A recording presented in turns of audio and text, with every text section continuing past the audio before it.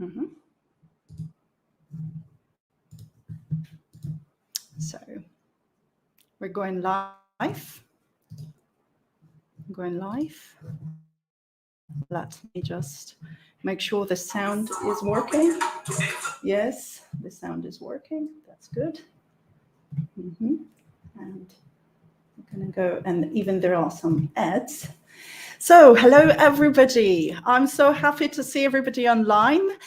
Thank you so much for coming, and welcome to Jamaica with Irie live stream to celebrate 100,000 subscribers with this Q&A session, answering some questions about Jamaica, such as what do you know or appreciate about Jamaica that most Jamaicans don't know or don't appreciate, like best places to live in Jamaica, business, real estate, and some other fun questions about me and the channel.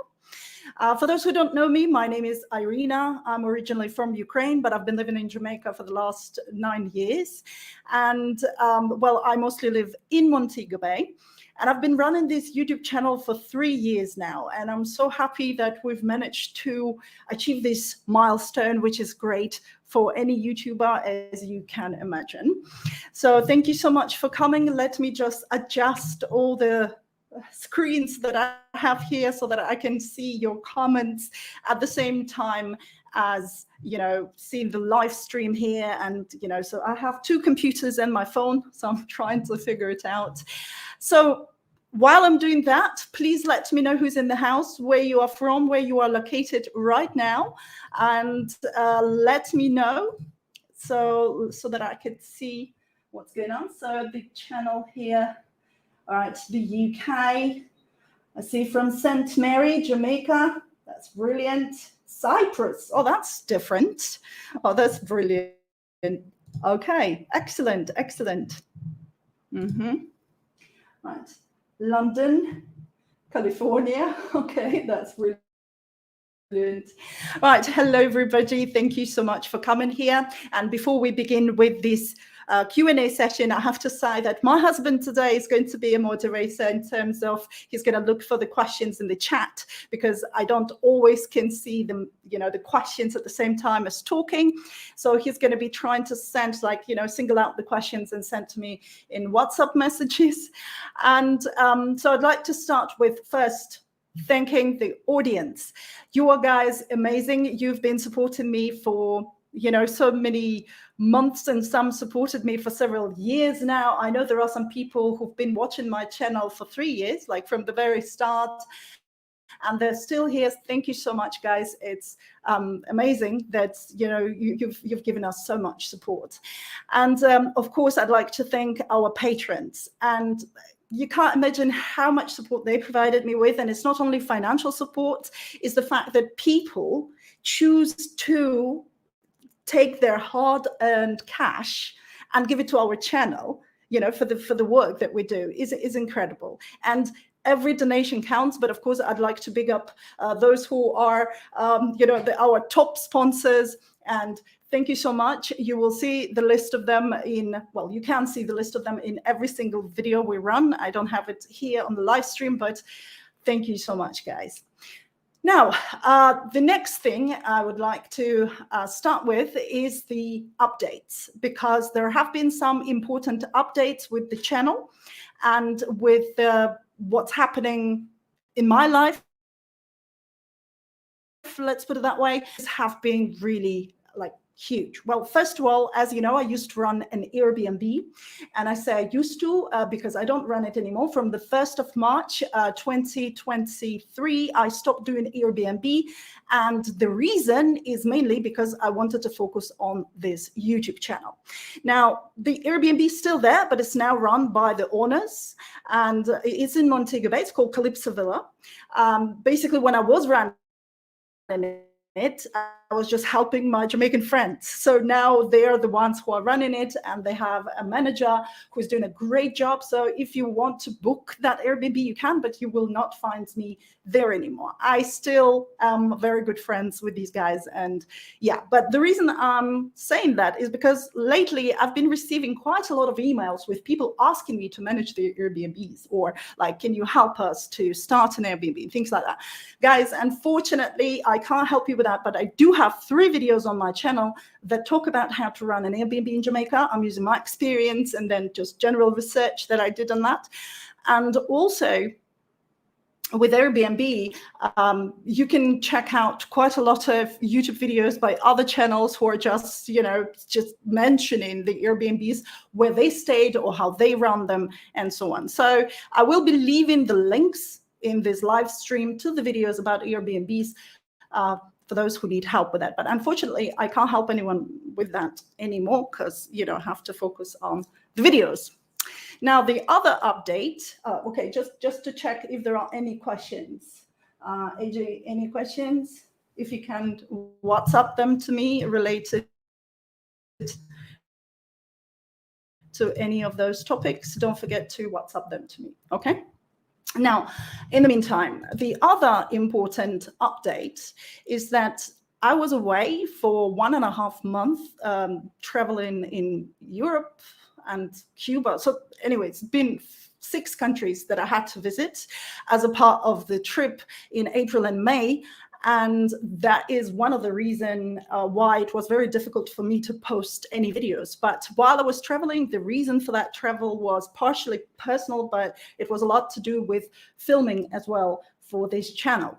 So yeah, so that I wanted to mention. So this is something that was like a big change for me, because I was trying to I was trying to invest more of my time into the channel, into writing things for my channel.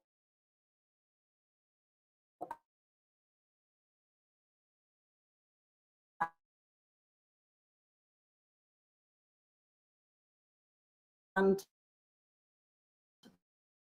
filming some interesting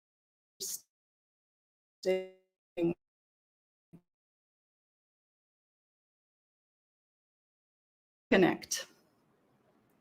All right, so I'm back. I think there is a connection delay. Am I back? Let me see. Because I'm now, yes, I'm back, but the quality is pretty bad, I think. Yeah, maybe I'm going to turn off one of the streaming. I'm sorry about that. Not much I can do. Floor. Do you see me now, or is it a delay? Yeah, you see me. Okay. Actually, I'm going to turn it off on this because it's eating too much traffic. Yeah, sorry about that. Yeah, so the other change that you might have noticed on the channel, or the other update rather, is that I started posting a lot of shorts. And these shorts have been coming on my channel a lot in the last 2-3 weeks. So if you haven't watched them yet, you can check them in a separate folder on my channel called Shorts folder. And I'm still experimenting with them to see whether they are any good, or if they're useful to people, or if they're fun. But just this is something that I've started doing. I haven't done that before on my channel, and this is something new, and the updates. And yeah, so these are the major updates that are happening with the channel. And of course, now that we've hit 100,000 subscribers, the main thing that I want to do now is to get a team. For those who's not aware, it's pretty much me alone running this channel. I know there are some people who are writing, oh, your team is doing a great job. Well, my main team is my husband. He's filming with a drone, and he is also the person who's handling the second camera when we're doing interviews. But everything else so far I've been doing myself, like script writing, research, like editing, all post-production, music, everything. Kind of that goes into the videos. I've been doing it myself, which is not the best way to do it. In fact, this is the reason why we only have like 2 videos coming out each month, which is very few. I want to post like at least several videos a week. But for that, I need a team, and I will be making an announcement, to recruit some people who I'm hoping I'd be able to, work with for this channel. So this is just some more updates. Now, going into the questions and answers. Right, I see some questions that have been going on in this section, like how's the summer treating me? It's very hot in Jamaica right now, like extremely hot. I don't usually use AC, so I'm using a fan. And yeah, it's really hot, and I'm very happy about it. So, you know, especially having spent like 1.5 months in Europe where I was coughing almost all of these 1.5 months. I'm very happy it's hot in Jamaica. Maybe it can be less hot, but that's not because of the climate, it's because the house where I'm currently in, it has a flat roof, so it's it's really hot. Now, the other question I see was coming up. What's the longest time you've lived in JA without traveling to another country? Some people tend to move to JA and tend to travel every 3 to 6 months. Okay. The longest would probably be 1.5 years, maybe. Yeah, 1.5, 2 years, maybe. I honestly don't want to travel anywhere outside of Jamaica, other than, you know, just for travel purposes, like to explore other countries. But this last trip was the trip when I was away from Jamaica the longest from the moment I came here. Usually my trip doesn't last longer than 10 days, but yeah, so that was the longest, and it was very difficult in terms of, I really missed Jamaica, and my husband, who was still in Jamaica. So yeah, so that was, so the longest, yeah, probably 1.5, 2 years, during COVID also, yeah. We're coming to Negril at the end of September. My daughter is celiac, and my son is special needs, blind, and in a wheelchair. Any recommendations for how to make the most of our trip? Well, first of all, I would suggest from the moment you come, it's best to go for Club Mobile. They have special services that allow, you know, to provide extra care and services and food and everything. They can meet you at the airport and they can assist you with everything. Then, of course, pre-book transportation in advance, definitely, to make it more comfortable. And then, of course, with the choice of accommodations, make sure you choose the one that support, you know, special needs and so on. So that would make your trip more convenient. Now, for traveling and different attractions, if you're planning to go to different attractions, Negril is certainly one of the best choices you could, you know, find in Jamaica, because it has this beautiful 7 Mile beach where you're going to be definitely very comfortable, and yeah, just visit different places in Negril, and you can do maybe a day trip to South Coast to do the Black River Safari, maybe Wise Falls for the cold water. You know, it's something that the feeling can be really good just to experience it. So yeah, so this can be something to consider. Now, let's go on with the questions that I had here in advance. And a lot of people wrote the questions to me in the community section and the video that I posted earlier. And we're starting with something simple. And I, of course, broke them down into different categories. So the first question is like, do you consider yourself a reporter? As you know, I run this channel. Well, I try to run this channel more as well, not news channel, but I'm trying to run it with a set of documentaries. I'm trying to put in the time and make the effort to do proper research. So I would say I'm not really a reporter, because reporter is the person who reports news mostly, or, you know, runs interviews by reading the questions often someone else writes. Whereas in my case, I'm more like investigative journalist, maybe. But I mean, I'm just a YouTuber. That's how I would consider myself, a YouTuber.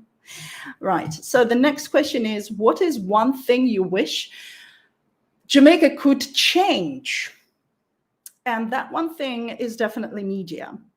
I believe Jamaica should have alternatives, especially when it comes to television. If with newspapers, at least there is like the Gleaner, the Observer, like the two serious newspapers, and then you also have the Star, and, you know, this smaller ones, I'd say, I don't know. But with television, even though there is CVM, there is TVJ. Well, TVJ is the main television in Jamaica right now. There is also CVM, but their coverage is nowhere even close to what TVJ is doing. So basically, if people want to learn news about Jamaica or watch some, you know, programs filmed in Jamaica, it would usually be just TVJ. And it's a problem because it's like a monopoly, and it's been like for a while. So I think one thing to change, or rather not, but improve, right? It's to have an alternative media source that could fully compete with TVJ. So yeah, so that would be the answer. If there are any follow-up questions on this particular, my answers, please don't forget to post them so that I will get them in the WhatsApp.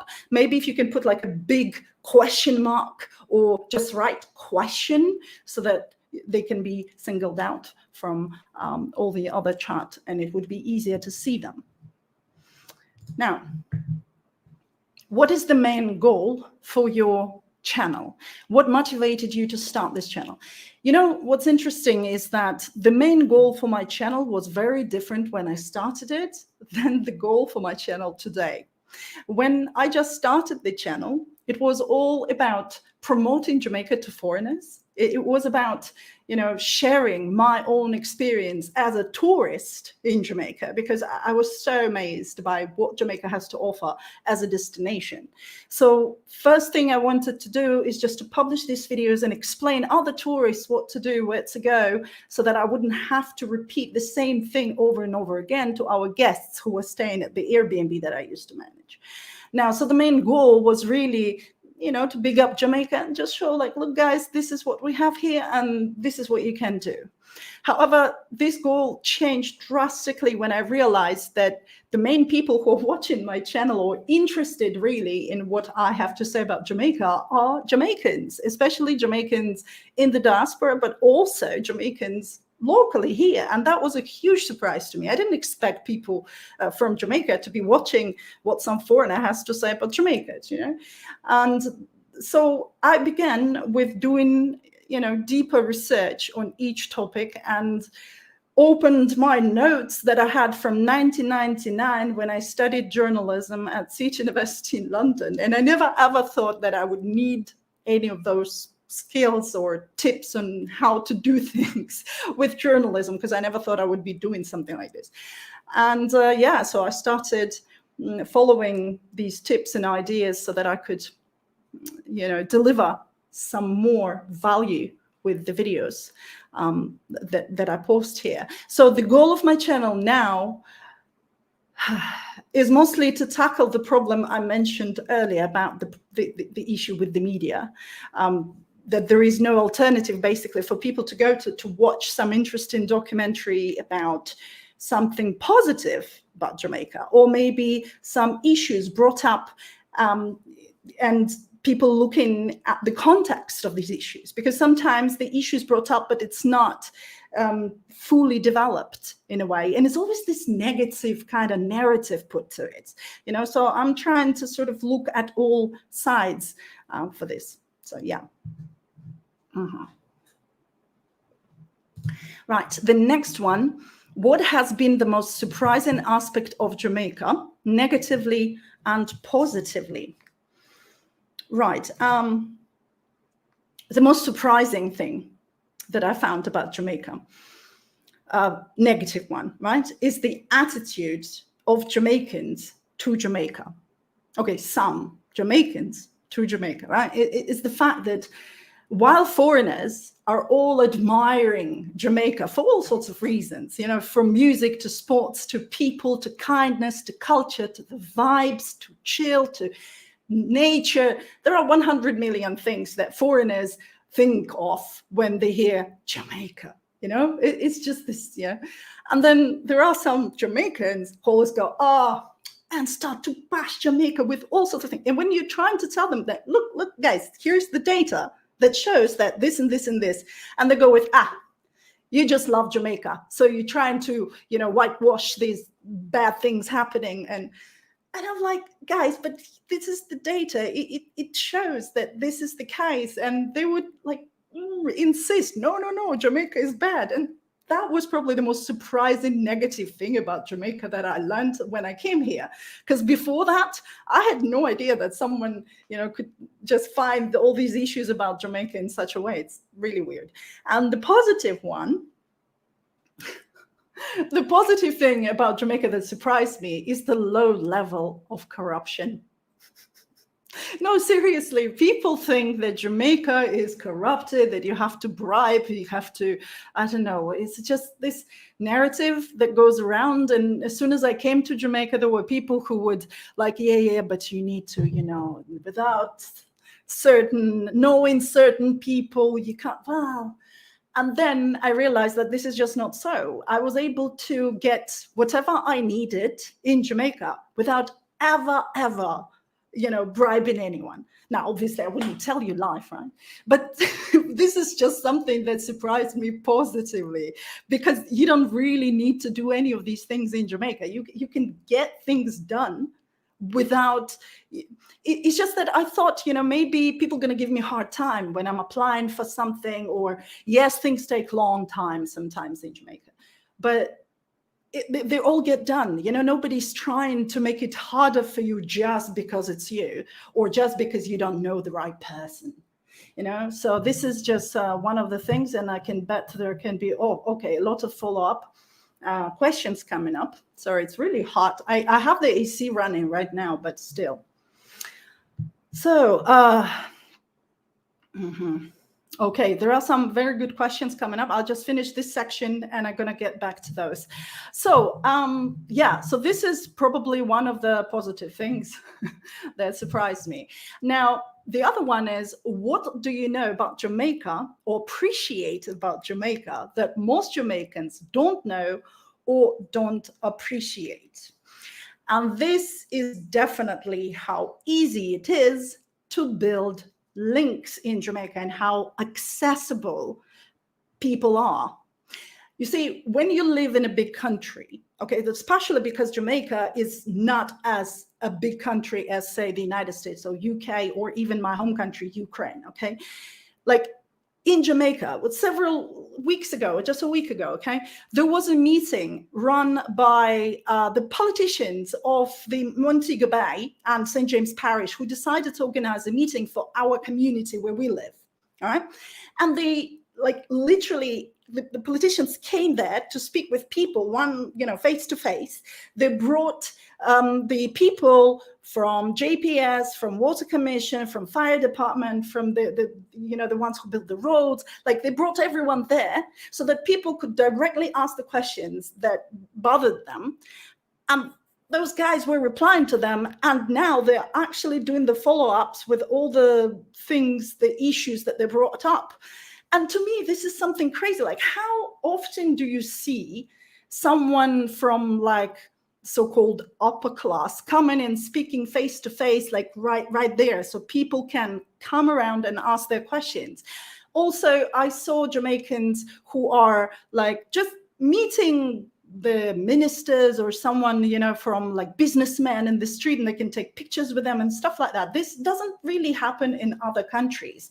And this is something Jamaicans don't appreciate, but what I find that Jamaicans don't appreciate is how accessible it is to actually push your question, or connect with someone or contact someone. And this is another thing. Many people don't realize that Jamaicans always, the business world in Jamaica, they always run some meetings, right? Like Jamaican Chamber of Commerce, they run meetings, and these meetings are open for all.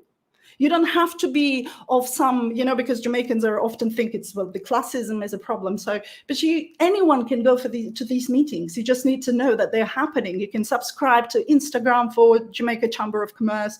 You can watch out for updates for JAMPRO, for different organizations and the ministries. And then you see that they're running some event, and you can join that event. And it usually costs, there is a cost involved, like 5,000 Jamaican dollars. Right? And then you can just pay this money, go there and have a brunch, a lunch or something like this, and then, be a part of that conversation. And this is awesome. I don't see that happening in many other countries, but in Jamaica, it's really awesome. So this is probably something an insight that I learned, but I see that other Jamaicans are not taking advantage of this opportunity, or not taking enough advantage. I don't know. Right. So, so let me just go through the questions that were in the chat and see what's happening. So Let me just remove this one here so I don't. Right. Ivy, are you still planning on uploading anything to your other channel in context? In 2022, when the wars, like full-scale war, started in Ukraine, I decided that I have to join the battle with this war and at least, provide some clear information considering what was going on. So I created a channel called In Context, where I was planning to post videos about what's going on in Ukraine to make it easier for people to understand. And then I realized that I can't do it because I didn't know much about Ukraine. It's been 2 years, almost 2 years now. Well, 1.5 years. And I've been studying Ukrainian history, Ukrainian politics, like everything during my free time, if I may call it that way. The information that I've learned in these 1.5 years made it so clear that it's a good thing I didn't start posting on that channel back then, because my skills and my knowledge were not good enough for it yet. I still have it in plans, though. I do have it in plans. I do have it in.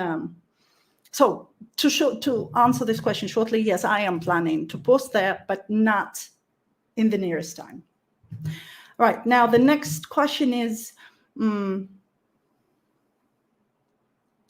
what's the furthest that Jamaica registers birth and death can go back? As I want grandma parents' birth certificate, but I only have hers, but no names on date of birth. Well, what a nice question. Okay, let me, it's a nice question because this is what I've been doing for the last, I don't even know, like for the last several. All right, let me just add this banner so people can see this question. I don't know if I can save it. All right, here. Right. So I've been working with RGD lately because I've been doing the research for one of the videos. And the records there, well, definitely you can find the records for your grandmother. That's a given. So, but the records there go to the 17th century. So 1655, I guess. Well, 1659 would be the correct, I think. Was it 1659, the lady said? Remember when I was doing an interview with them. So 1659. So you'd be able to find that there. But maybe you don't even need to go there. You can find this information online on familysearch.org. You need to know how to look for it, but you can find it there. And let me just write it here for you, for people who don't know about this website. This is an excellent website that has all the information to search for your documents if you're Jamaican. So this is where the birth records go from really far back, like from 1600s until 1930s, somewhere around that, and the birth records. And the death records go somewhere until, I'm not sure, I think until 1990s. Not sure. Don't want to, provide wrong information. But this is some website you can use for that. Okay. Quick questions. I am coming to Jamaica from Nigeria next month. What is the best way to travel from the airport to the city safely? Any taxi service to contact before? Keep up the good work. Thank you. Which airports? There are 2 airports. Well, there are more airports, but 2 main international airports in Jamaica, one in Kingston, one in Montego Bay. In any of them, you can have drivers that have a JTB license. You can look at the windscreen, it would say JTB, and that's Jamaica Tourist Board. So any of these drivers are good to go. And of course, make sure you check the expiry date for it. But red plates, JTB license, that would be like super safe to go. In general, pretty much any taxis at the airport would be safe to take, but just as I said, make sure they're licensed taxis. And Juta, there is also Maxi and J-Call. So these are the names of the companies. Well, these are independent drivers. Let me just, I think it's J-Call. I can't remember how to spell them. I think it's J-C-A-L. Yeah, J-Call Tours. All right, so I'm going to show you. So these are not really companies. These are like unions of drivers, where drivers are self-employed and they have a tourist board license and they can take you anywhere around. So this should help. Now, right, the next one, I'm just smiling because my friend from Ukraine has come to the chat, Dmitry Tsem, so hello to him. Slava Ukraini. All right, now we're going into another question. Have you made that video on who runs Jamaica, who owns Jamaica? No, I'm still working on it. We'll come to this question soon. Let me just continue with the lined up questions I have. Right, where did I finish? Which question did I finish with? What's in there? Okay, this one is the next one. Do you have any problems being embraced by Jamaicans? No. Actually, in Jamaica is not a xenophobic country in general. The only xenophobia I see is actually in the comment section to my YouTube channel from time to time. And a lot of those comments don't actually come from Jamaicans in Jamaica. Some of them come from people living in the US who are maybe related to Jamaica, I'm not sure. But in Jamaica itself, people meet me outside in the street and everybody's like, oh, we want to thank you for all the work you do on the channel. So sometimes it's like really, I just feel shy sometimes because I don't know what to reply. Like, well, thank you guys for supporting me, you know, thank you for watching our channel. So that's probably, but yeah, I find that Jamaicans embrace anyone who loves their culture, who is genuine, you know. I think Jamaicans don't embrace people who are fake or, you know, pretentious. Sorry, my English sometimes is, you know, the ones who are like, oh, yeah, this kind of stuff. So yeah, then they're gonna have a problem in Jamaica. I have a video on my channel about Mario, the fake diplomat video that went viral. Well, this is an example of a person who cannot be embraced by Jamaicans, but everyone else. It's not just me being special, anyone. Jamaicans are very welcoming people in general. So yeah, so I don't think it's to do with me, it's to do with Jamaicans. Are you still making pleasant discoveries in Jamaica after 9 years? And yes, like, if not every day, because sometimes I make pleasant discoveries about Jamaica because of you guys, because of the comments you write to me. And I'm like, oh, really? I didn't know that. I've been here for such a long time and I never knew that, you know? And like today, I made a pleasant discovery with a book about our patron sent it to us, Patricia. Thank you so much. She mentioned about Jamaican words and proverbs. And because I wasn't clear about one of the messages that a person posted on my channel, and I asked in my patron WhatsApp group, and Patricia replied to me like, yeah, this means this and this. And it was something, what was the phrase? Wait, I'm going to say the phrase. No, I'm going to, how water walk, go a pumpkin belly. So, sorry, my pronunciation. Anyway, so basically, which means like just you wait and see what's happening next, kind of, as I understand, right? So time will tell the outcome. And I said, well, wow, you know, I've never heard this expression before. And Patricia posted this Jamaican words and proverbs book that I'm now going to buy somewhere in Jamaica. I don't know where I'm going to find it, but I'll search for it. So yes, but other than that, my pleasant discovery just a few weeks ago when I went to film this incredible farmer. I now have this video on my channel, right? And I was amazed by how he, without land, right? He didn't have the land. He rented the land and built this huge farm. Amazing. And this video is now available on my channel, you know, and it's actually been having quite a lot of views. So I'm sure you've watched it. Glendon Neal is the farmer's name. So awesome. Yeah. And this was a discovery. So yes, every time there's rarely a day when I don't learn something new about Jamaica. Yeah. In the last 7 years, what would you say have been some of the biggest changes to Montego Bay, both positives and negatives? Does Butter Lake Bakery still exist across from Bay West? I don't know about the bakery. I don't usually buy bread, so I don't know. Sorry, but maybe some Montegonians can post this answer in the chat right now if you know. Butter Lake Bakery across from Bay West. If you know if it's still open, if it's still there, please write it down in the comment section in the chat. As for the last, I do actually have all the questions here. The last positive and negative changes to Montego Bay. Positive changes, right? Harmony Beach Park. Huge. It's huge. Now it's packed at weekends. It's just packed with people, the locals. I don't see that many tourists going there. It's like a local thing that we've been waiting for. And me, as a partially adopted Montegonian, definitely great change. Hospitan is a big hospital we now have in Montego Bay. I don't remember when exactly it was open, if it's like it's definitely within the last 9 years, because when I came it wasn't there yet. So yeah, so this private hospital, I'm using it all the time. Brilliant. It's not as expensive as some people might think. Like for the locals, they have local prices which are affordable. So yeah, I find it great. So these are some positive, like major positive changes.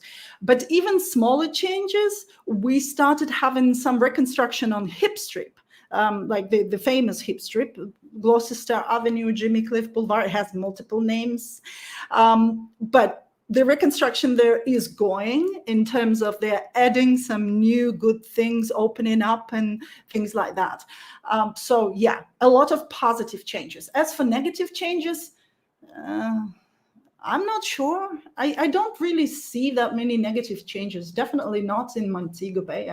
Well, we've been flooded a few times because there were some issues with the, but they were fixed. So it's kind of mostly positive, I'd say. Yeah, so now one word, Jamaica, and you say, okay, so how to describe Jamaica in one word? Jamaica equals opportunity. That probably would be the best word to describe it. It's the country that has one of the biggest opportunities right now. So for entrepreneurs, especially. So that would be probably the word I would choose.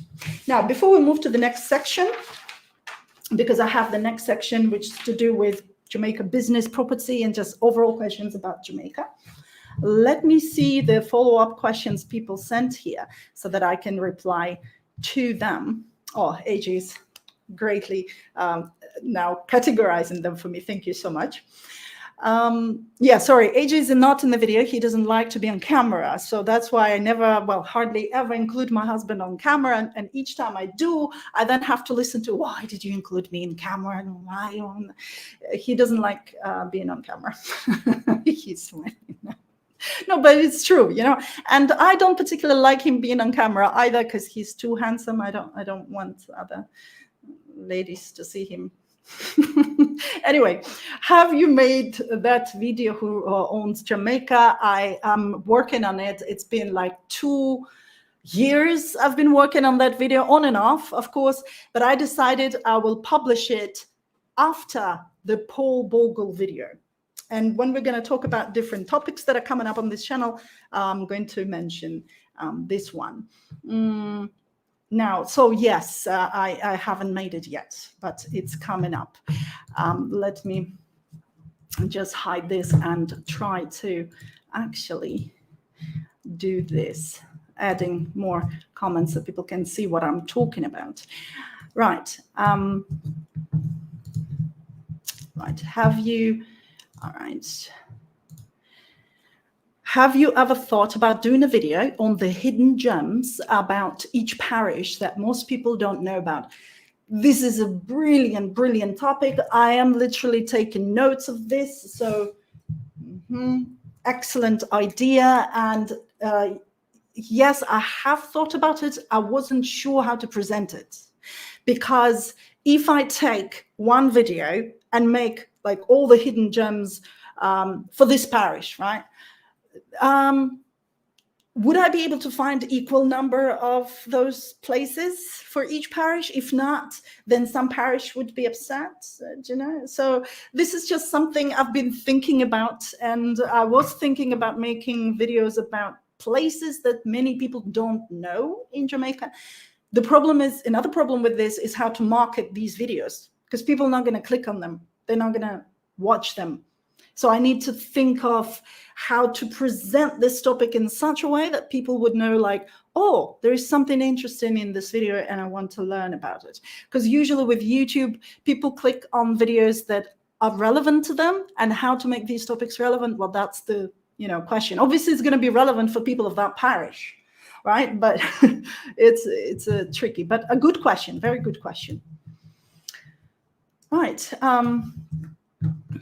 Okay, so there is a person who requires help, saying that I applied for my husband's Jamaican citizenship over 3 years ago and no response or update. Why is service so slow? The question is where you applied, how you applied, like, did you apply in person? Did you apply online? Did you check the status of your application? Did you contact people in PICA to find out what is going on? Because usually with citizenship, as far as I know, it's up to 1 year. So if it's 3 years and no response or update, that means you really have to go in person and talk to people in PICA. So definitely, because it shouldn't take that long. Definitely not. Or maybe there was a response and it went into spam folder, for instance. So this is something you definitely need to go and find out, because the service doesn't take that long time usually. So yeah. Okay. What do you think? All right, so about real estate. Okay, I'm thinking, because I'm going to be talking about this in a minute, actually. What do you think about real estate in Jamaica in terms of capital gain? The person to watch for that is Throp. Just go to Throp channel. I'm going to create a link. I don't know if it's going to work or not. Let me just post it here. So there is a channel called Throp, and he runs a lot of videos about real estate. He has videos talking about how the market for Jamaican real estate is growing, how the prices are growing, and things like that. So definitely check out his channel, and literally you'll find like 10 videos, and they're all like latest videos on the topic. So yeah, highly recommended. I do have an interview with Throp on my channel because we did a collab. So check that one out as well if you wish. So just so you know. So my answer to this, I wouldn't know. I don't have a real estate in Jamaica. I don't own any property in Jamaica yet. I would like to buy something, but at the moment I am just reinvesting all the money into this channel. So, right. And another question, right? This one. Sorry. Let me just create another one. Love your videos. What about this issue with the US over a gay US ambassador? How are gay tourists really treated in Jamaica? I am going to be making a video called Is Jamaica a Homophobic Country? And for that, I hope to gain assistance from JFLAG, which is a Jamaican organization for LGBTQ community. We'll be hopefully interviewing them. I already spoke to them in 2021 December, and I was planning to make that video in 2022, but because the war started in Ukraine, all my plans changed and all my channel topics got messed up, and I never got back to them, which is such a shame because I do want to make this video. To answer your question in short, right? What about this issue? This issue was pushed by Jamaican media a lot, but what I find absolutely crazy is that this information is nowhere else but Jamaican media. So why is US not posting anything about it? If a US citizen was affected, why aren't they posting anything? And maybe the reason is because it's not how the media is trying to say it is, right? But I haven't done the research on this, so I can't say more. I only looked through and I was trying to find any proof of any of this information. And apart from Jamaican media articles that were going viral all over the place, I haven't found anything. So knowing how sometimes the articles are published in Jamaica. Remember, I said in the beginning of the video, the media problem, right? So yes, the answer to the second question, how are gay tourists really treated in Jamaica? Just like any other tourists, nobody cares as long as you, don't do something you wouldn't do in your home country. So like, obviously, open relationship, like if you walk around and you're not a gay couple, right? But then you start showing affection in the street. Well, some people will find it inappropriate because it's not something to show in public, do you know? Some people will be okay with it. And the same with gay relationship. So anyway, but if you want to learn more about the actual situation with the LGBTQ community in Jamaica, what's happening, like how things are going on, and about what's the situation like for tourists, I will definitely make a documentary on that. And I hope J-Flag's gonna help me and participate in that. So yes, this is something I am working on. The next one, I'm not going to shy away from any controversial topics, right? So feel free to ask. It's hot in here. The AC is working like full, but it's good. It's better to be, in a hot climate than in a cold one. Do you love living in Jamaica and enjoying yourself as well? I love living in Jamaica, especially if I have the time to actually see Jamaica, because so far I'm trying to use this work, like the work with my channel, to use to actually see Jamaica, because I don't always have a chance to go outside. I spend a lot of time working at my computer, so I'm not enjoying myself as much as I would like to. Let me put it that way. 10 hours a day at my computer, basically 6 days a week. One day I'm filming. So, yeah. But yes, I love living in Jamaica, definitely. The fact that I can work at my computer and then I just can come outside and pick a mango, or come outside. Now the ackee are coming up. Well, I have 2 ackee trees in the property that I'm renting right now. So yeah, that's definitely a huge bonus, right? Okay, some nice about the videos. You can do a video on justice system. Justice system, you mean like the whole system in Jamaica that's to do with courts? I think it's very difficult to do a video like that, because the topic itself can be found really boring. And for me to make it exciting, I would have to go like out of my way, to be able to make some topic like this intriguing and exciting.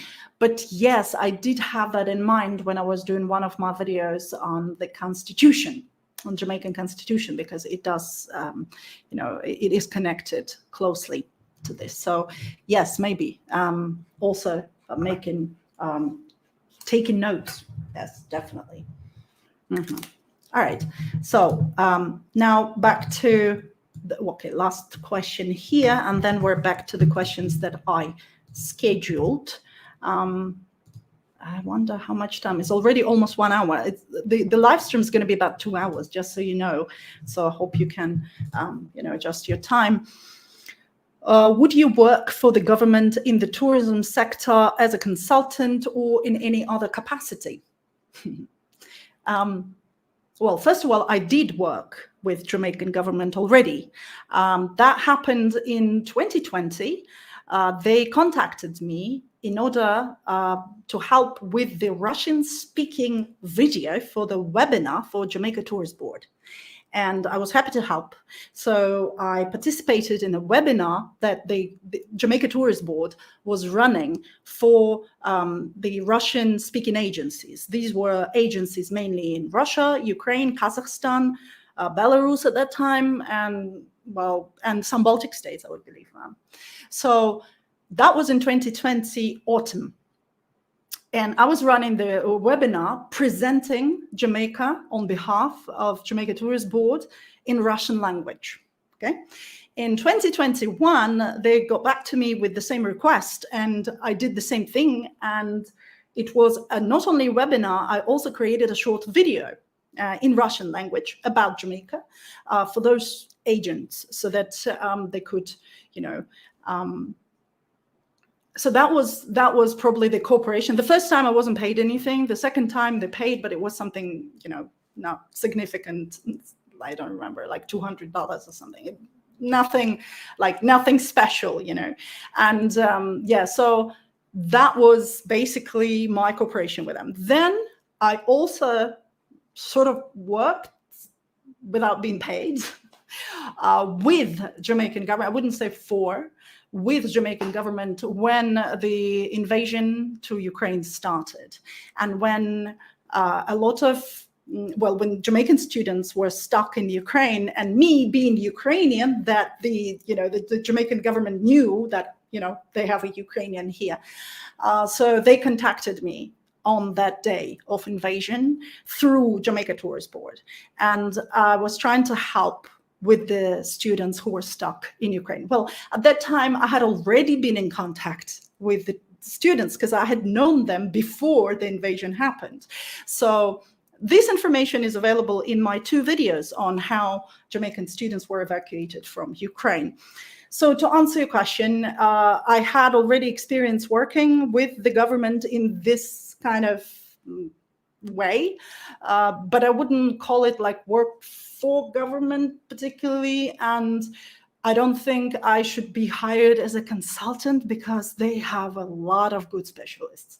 And the fact that you can see that Jamaican tourism industry has been growing like crazy. It's been mushrooming, like seriously, in the last 20 years, from 2 million people arriving per year, it went to like 4.3 million arriving per year. So that means they're doing something right. You know? So yeah, I think you know, there isn't much I can help them with, if you see what I mean, right? They're doing their thing, and in general, they're doing it really well.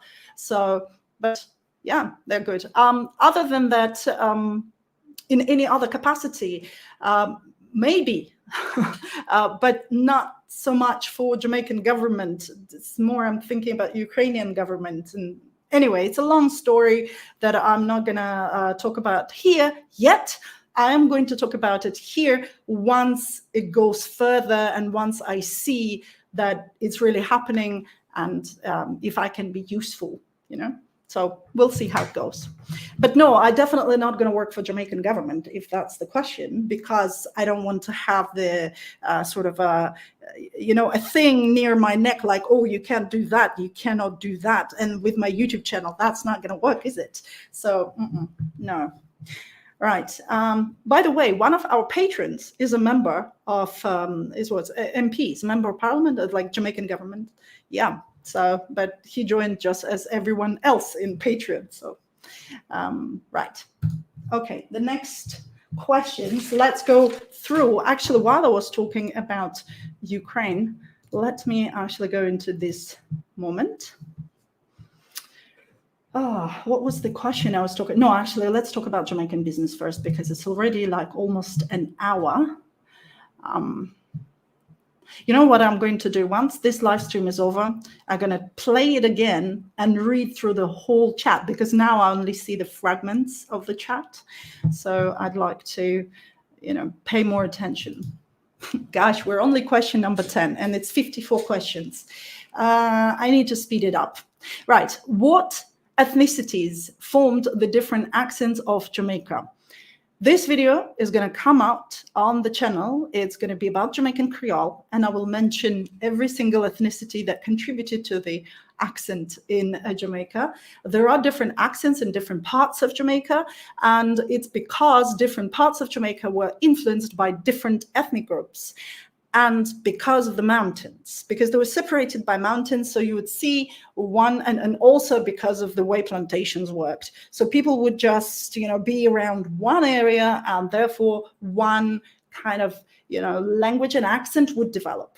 So that's why the accent of people in South Coast is very different from, let's say, the accent of people in Blue Mountains or in Montego Bay. Like Jamaica has all its different accents. So yeah, so it's too many ethnicities to list here. But some saying that the Irish played a huge role into the way Jamaican accent developed. It's true, but only for some parts of Jamaica. Not so true for other parts.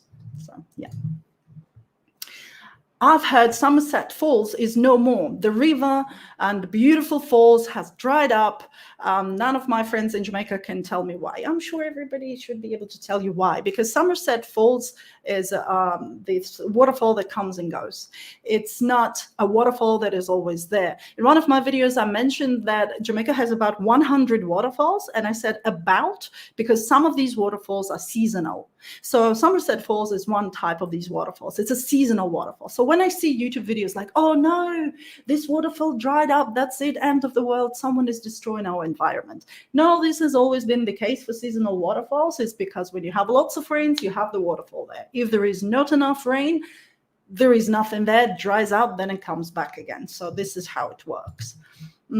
You were to present something more about the country and its ties to Britain, the coat of arms and something else. I have a video on my channel. I have already posted this video. It's called, what is it called?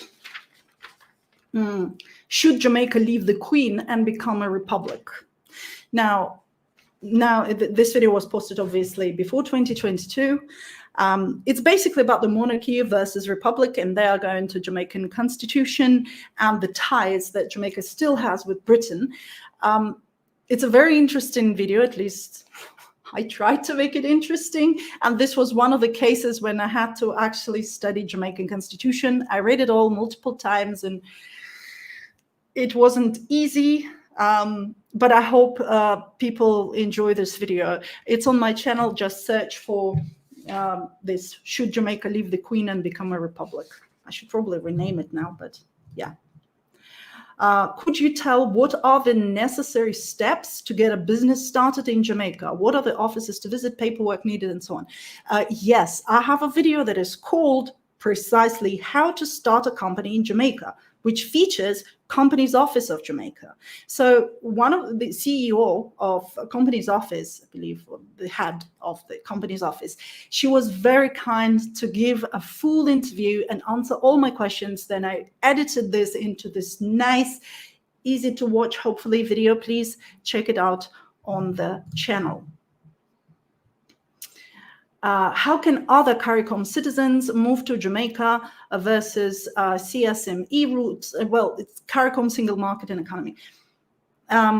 Okay, now the links for all of the videos that I already have on the channel, I'm going to post in the pinned comment. Once this live stream is over, it's going to be saved on YouTube, and I'm going to make a pinned comment with all the comments, with all the links. Okay, so you can check. If you're watching it as a recorded live stream, please check the pinned comment. All the links going to be there.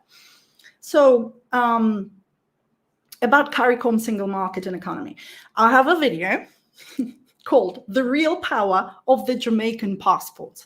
In that video, in like almost closer to the end, I'm actually giving this information. I'm showing the offices where you can apply for this certificate so that you can, well, any CARICOM citizens can move to Jamaica and who have this certificate and live here. So please check it out. And yeah, I'm going to leave the link in the pinned comment and also in the description, of course. But just, are there trustworthy real estate companies who do land tours if you happen to be in search of property? I heard there is a lady who does land tours, or who does this kind of tourism for those who want to relocate to Jamaica. I met this lady twice by accident in the street. She recognized me. Once, it was when I visited the Maroons, she recognized me. And second time, I was in a Devon house meeting another patron, and she recognized me. So I have 2 pictures with her. Anyway, so she is the one who's trying to do these tours. So I'm going to ask her permission and also include the links. I don't know, however, how good these tours are or what they are. So when you're asking like trustworthy real estate company, well, the lady is running the tours, not a real estate company, but maybe she can help you. But in general, I don't know any real estate companies that actually do these tours. Maybe they should. I should ask a real estate agent who I interviewed earlier in my video called Real Estate Jamaica. Please check it out. Again, I'm going to leave the link. So her name is Nicola. Maybe she can help you. So she is a trustworthy real estate agent, and she works for some real estate company. So check it out. All right. Is there whole Jamaica busy today, or is it possible to found some empty seacoast to build lonely house on the beach? Okay, basically, is there everything taken already in Jamaica, or is there a place on the beach where can be found, where the area can be found? And yes, there is plenty of space, let's say, in Jamaica where you can buy land, where you can buy property.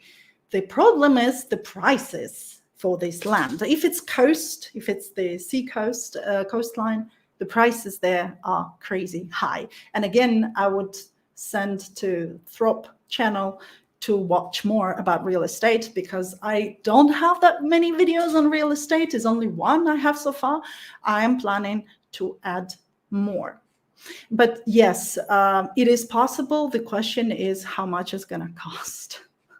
So there is plenty of land still in Jamaica. There is plenty of land, even along the coastline, especially South Coast. A lot of it is just empty, like come and build. The problem, and also it's not as expensive as the North Coast.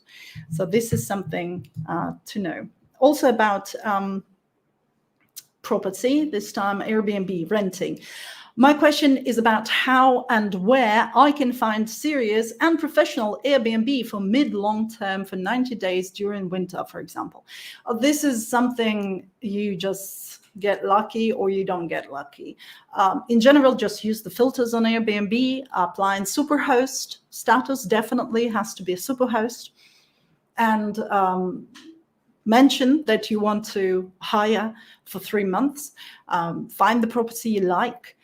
You have more chances finding the property if it's not by the coastline, because for anyone, now I'm speaking on, like, from my experience, right? Hosting, I used to host Calypso Villa by the seaside now, and there were people who were writing to me like, how about we rent your property, this property for 3 months? Can you give us a discount? No. No. Because it just makes no sense, like, especially during highest season.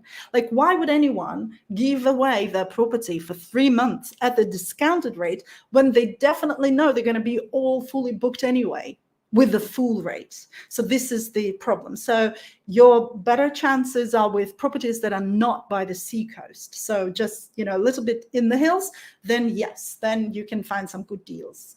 Just look for superhosts on Airbnb to be sure that they're not going to cancel on you or something like this. Why are new built houses so high? Probably high prices.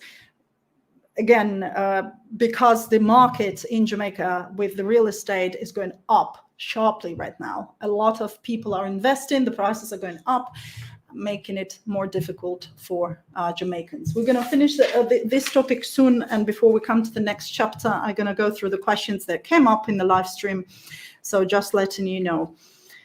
What do you think about trebling the amount of hotel rooms in Jamaica, doubling the Jamaican economy? Lots of info on my channel in this regard. So obviously a person wanted to advertise his channel in the comment section of my channel, so I'm bringing him up, no problem. He just started a new channel. Maybe check it out. Maybe he has some interesting things there to say.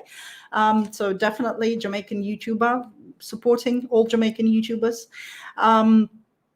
So what I think about it, I think it's fantastic. I think it's great that Jamaican economy is growing, and it is definitely growing. It's been growing for the last several years. I mean, there were some issues with COVID, but even despite COVID, the GDP is getting up. Brilliant.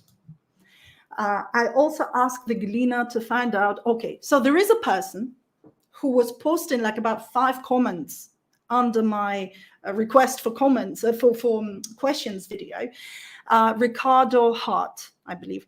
And there are several questions he wrote, like, and all of them are related probably to real estate prices. I'm not sure. I still can't understand his comments. If anybody can understand what he means by this, please let me know in the comment section. AJ, please watch out if someone writes to explain what it means, because I can't understand. He's asking, like, why the bank, Victoria Neutral Building Society, they have dropped the ball in terms of poor land in Jamaica. I don't understand. So he was trying to explain that it's something to do with the value of the land, but please, or if you can, Ricardo, can you please just send me an email? The email is pinned in the chat right now. So please send me an email explaining exactly what you mean. So I will see if I can help. Okay, so these are the questions related to Ukraine. You know what? Before we go into that, let's go to the recent comments in the chat, and then we come back to the part about Ukraine. Okay, yes, all right. And these are actually like follow-up questions. Let me just go in here and create the banner so I can pop it up here. Please, can you answer my question, Ari? I hear Jamaica want to become a republic and wants to know if it's a good idea, and do Jamaicans want it? Yes, I have this video called Should Jamaica Become a Republic? And it goes into all pros and cons of why Jamaica should or why Jamaica shouldn't. And I was trying to be really objective in that video. Now I honestly do have an opinion on that, but I don't want to share it because it's not my place to share an opinion on such matters. You know, just like I wouldn't expect anyone from other countries share an opinion on what Ukraine should do in its current situation. You know, it's something that Ukrainians should look into, you know, not others telling the Ukrainians what they should do. In the same way, I don't see how anyone like me, who is not Jamaican, even though I'm a Jamaican resident now, all right? When I was making that video, I wasn't. Even then, it's not for someone like me to voice the opinions of what I think should be best for Jamaicans. So just watch that video. I'm objectively trying to give equal pros and cons for each position, so you can make a decision better, like more in kind of better based decision on this, and have a well-informed opinion. Let's put it that way. Right. The next one, let me just. Do you think Jamaica should make citizenship harder to get because of proximity and investment? It is already hard to get Jamaican citizenship. Very hard. In fact, you saw the question just before. A person was saying that it was difficult, you know, to have a citizenship. Jamaica already has a very strict way of, you know, foreigners relocating to Jamaica. The number of immigrants in Jamaica is less than 1% of the population. I have a video talking about that. And it's a bad thing in terms of economy, you know, because if you look at the United States, that's where all talented and creative and, you know, people are going, and they're bringing their money, they're bringing their talent, which is even more important than the money. So of course, them becoming citizens in the US and then contributing to the US, I mean, why isn't Jamaica, you know, taking the advantage of talented people? What is the problem with that? Do you see? So, but I can voice my opinion on that because I am myself an immigrant in Jamaica. So please check the video about foreigners in Jamaica. It's called like the shocking truth about foreigners in Jamaica. And also the second part, which is the brain drain. These are the recent videos on my channel, so please check them out. So no, I don't think Jamaica should make it harder. It's already hard enough to get Jamaican citizenship, especially compared to other Caribbean countries where they can just buy a citizenship. Like if I had $150,000 US, I could buy citizenship from St. Kitts and Nevis, and $100,000 US is St. Lucia, you know, and have a passport that allows me visa-free access to lots of countries. So, yeah. Would your husband work at any of the hotels since he has experience in that field? Very good question. Would you? I guess he goes like, yes, my husband used to work in a Hyatt hotel in Ukraine, and he had good experience working there, and he loved it. But when he came to Jamaica, he was not allowed to work here because he was on a dependent visa, which didn't allow him to work. And now he's thinking if he should. He is shy because of English, the language barrier. This is something that I spoke about when I was talking about foreigners. So, but short answer is we don't know, and he doesn't know. What do you think are the biggest differences between vacationing in Jamaica versus actually living in Jamaica? Watch the interview with Throp. There is this literal question that came up, and we were discussing about the differences vacationing in Jamaica and living in Jamaica for like, I don't know, maybe 15 minutes, talking about different aspects of one and the other. I think for me personally, maybe living in Jamaica allows you to be more immersed in culture and actually learn the background that a lot of people who vacation in Jamaica, they only see, you know, like the tip of the iceberg, but they don't see the rest. And that rest, the deep part, is very meaningful, in my opinion. So I think living in Jamaica would allow you to experience more. But this is from the positive side. And of course, it will also allow you to see whether you're ready to live in a culture that is very different from your own. And sometimes it can be a negative experience, sometimes a positive one. But yes, please check the interview I had with Throp. It's a 1.5 hours interview, I think. But yeah, we discussed that topic there. All right, more questions?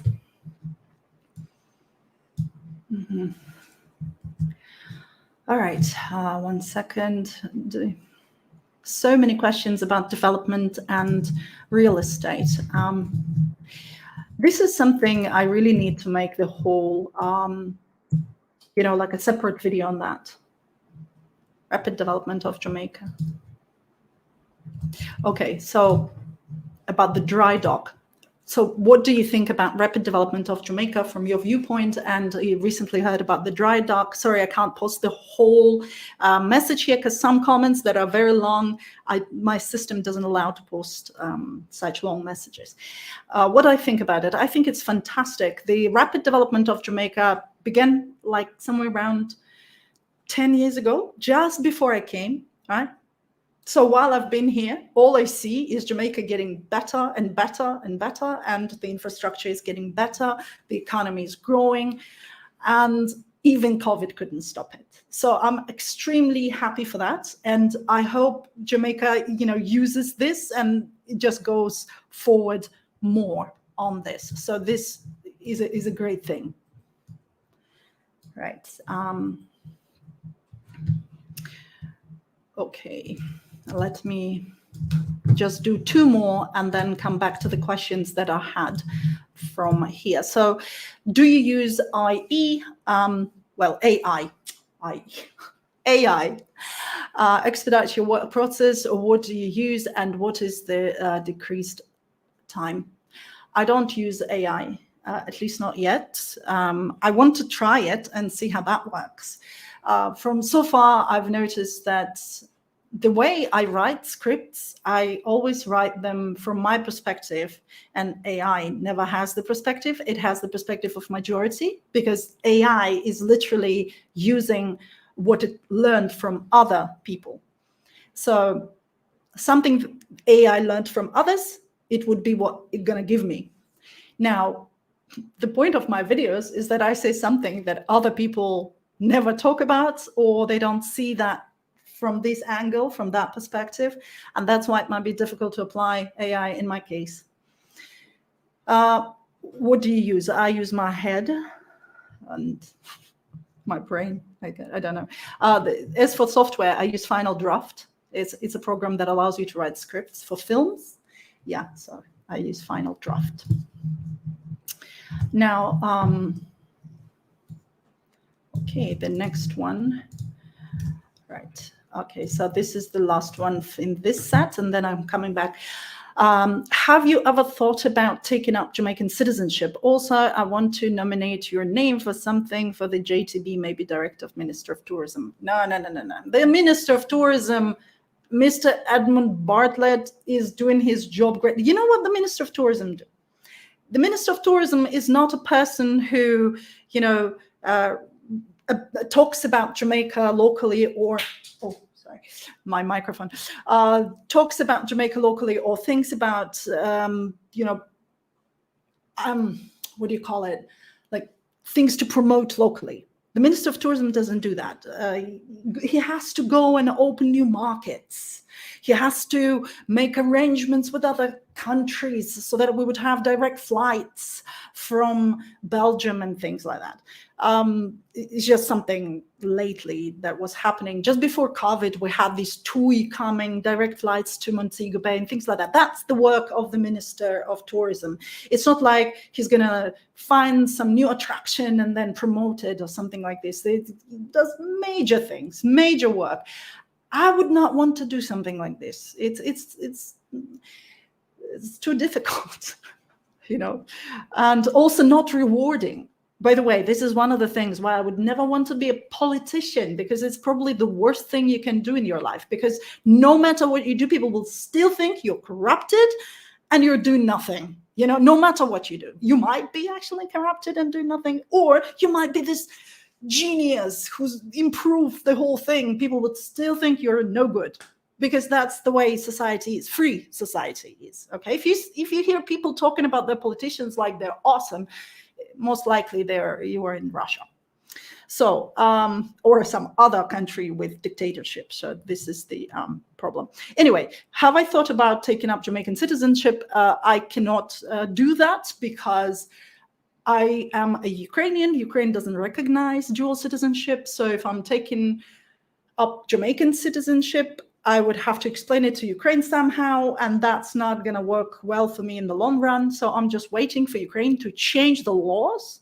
so I would be allowed to take dual citizenship from the Ukrainian legal point of view as well. If yes, then definitely. If not, then I'll just stay, you know, with Ukrainian citizenship. Right, talking about that. So actually the next topic was about Ukraine. Now, let me just see, because there were some people asking me questions about that. Okay, so this is where we stopped. The 12 medical students who were studying in Ukraine, how are they doing now? And do you have any updates if they had the chance to resume and complete their studies? Very good question. For those who don't know, I have a video on my channel called Being a Jamaican in Ukraine. It is my longest documentary that was probably the hardest to make. It's very emotional because these 12 students are sharing their stories of how they lived in Ukraine and how they had to go through evacuation. So the first hour is about how they lived in Ukraine and, you know, their experience, and then 2 hours is basically about the evacuation. And I'm still in touch with some of these students. I do know that some of them went to study in Poland as a result. I know that 2 students completed their education, got their diplomas, became doctors, so congratulations to them. And as far as I know, they work at Spanish Town Hospital right now. So yeah, so they're doing great.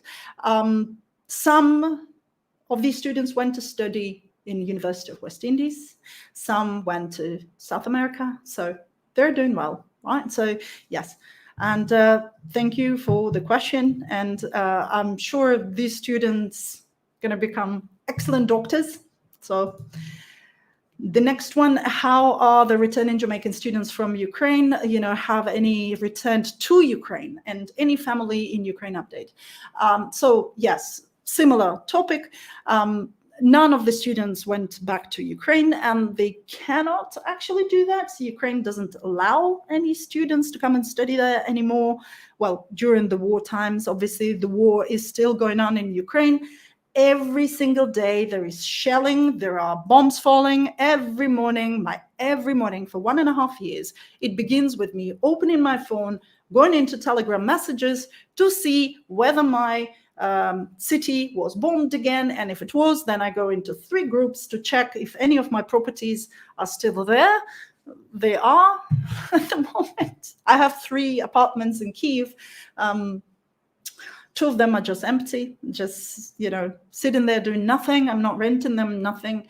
One has been rented out for like peanuts. Well, that's the situation.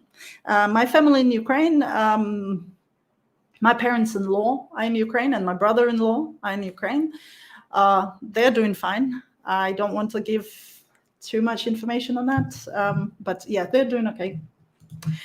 Now, how do you think things are going in Ukraine in general? Ukraine is winning, but there are all sorts of things going on within Ukraine. And of course, it's just a constant struggle. A lot of people in Ukraine are so tired of it, you can imagine, but they're just, you know, some are getting used to it.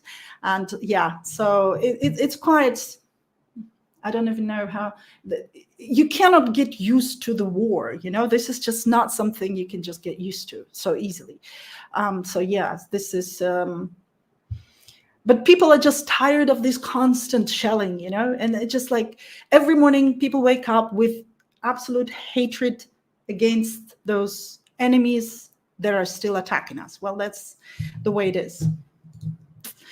Will Ukraine allow tourists to visit the country anytime soon or in the near foreseeable future?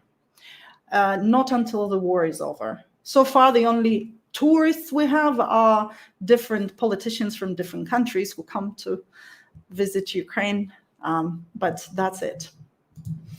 My question is, when are you going to visit Ukraine? You mean again? I visited Ukraine just a couple of months ago. I was there in May. During that 1.5 months trip, I spent some time in Ukraine too. Not too long, but I visited it. And I'm planning to go there again, probably this autumn, maybe before the end of this year, or like spring next year. I'm not sure yet. It depends. It depends how the situation goes there with the work I'm trying to do with Ukraine. So that's a separate topic. But yes, I am visiting Ukraine, even though there is war. It's right. So this is the topic about Ukraine. Let me go through some of the questions, maybe some follow-up questions. Were there any follow-up questions on this topic? No. Okay, there is. All right. Okay, some very good question that is relevant to what we're going to talk about now, the topics that are coming up on this channel very soon. We're going to start with this one, actually. Is it true that there are no beaches left for Jamaicans to enjoy that are not dedicated for tourists? There are plenty of beaches for Jamaicans to enjoy. Despite what you might hear, there are plenty of them.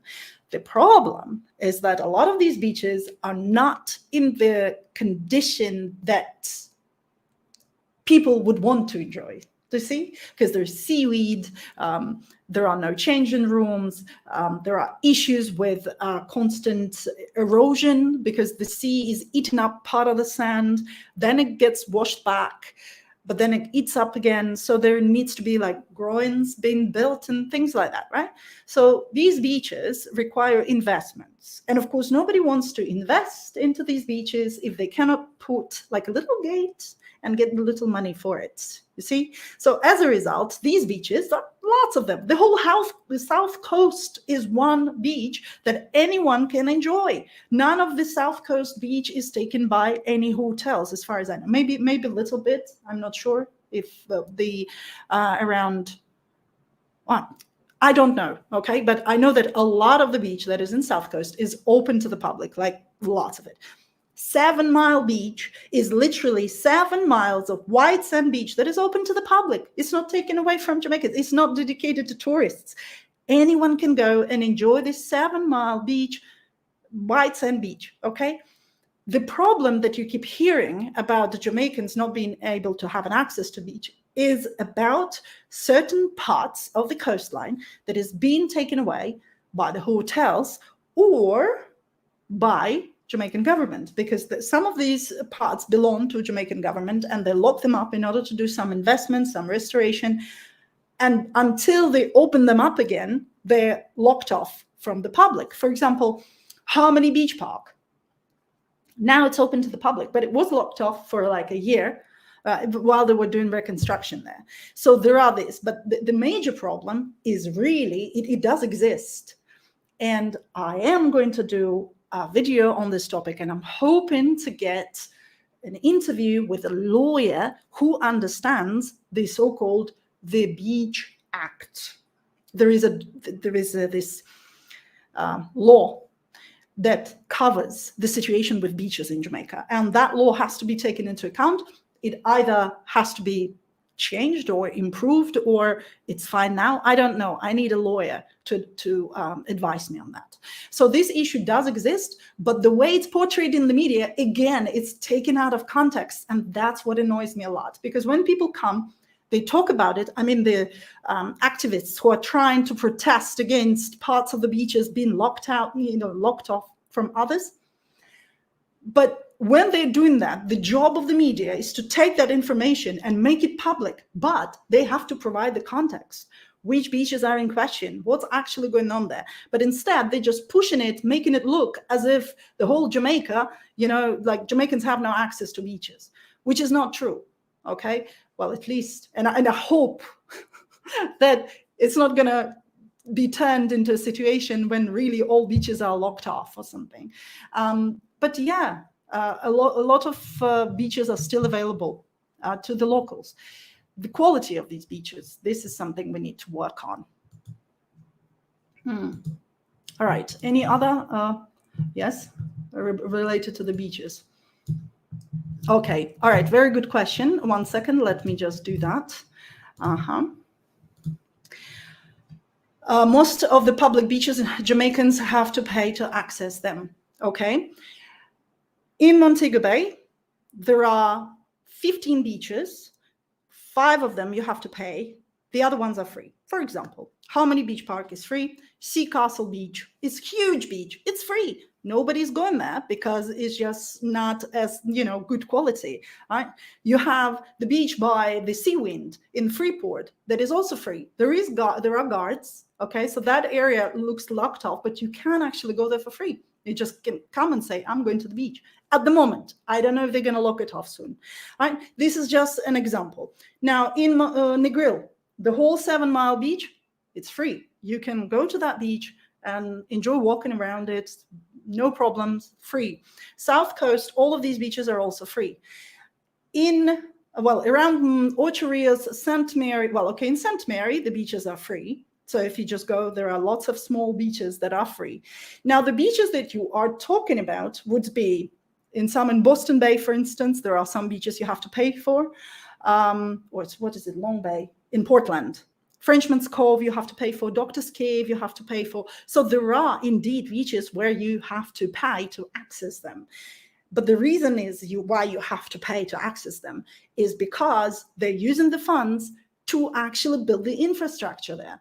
So if you don't have to pay to access them, who's going to work on these beaches to clean the toilets, or the washing rooms, or the changing rooms? Who's going to build the groins? Who's going to look after the beach? Who's going to clean the beach? These people need the money, to work. Or why do people expect these people have to work for free? So my problem is not with these public beaches, to be honest, because the payment is like 1,000 Jamaican dollars, which is like the price of a meal in Jamaica, large meal, to go to a beach and to contribute to those who are maintaining the beach.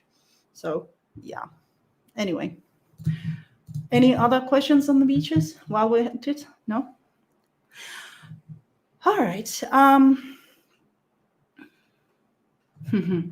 Right, about the content that is coming up, the topics. Actually, let me do that. Let me add this question because it is about a year or 2 ago. You mentioned 3 people you would like to interview. One of them was P. Did you get anywhere with that? Well, he refused. he didn't want to be interviewed. Now, maybe when I have 100,000 subscribers, I'm going to ask him again. But he didn't want to be interviewed. I wrote several emails. He was kind enough to reply, and he said that, you know, it wouldn't be appropriate for me to interview him. I'll ask him again and see what happens. So yeah, I'd love to interview Sotheby. Oh, that would be such a great thing to talk to him. And for those who don't know, I'm talking about Politics Watch, is a YouTube channel that is very popular among Jamaicans that mostly focuses on a lot of negative things in Jamaica. But for those who don't know, Sotheby is actually a Jamaican patriot. At least that's what he says in some of his videos. So, you know.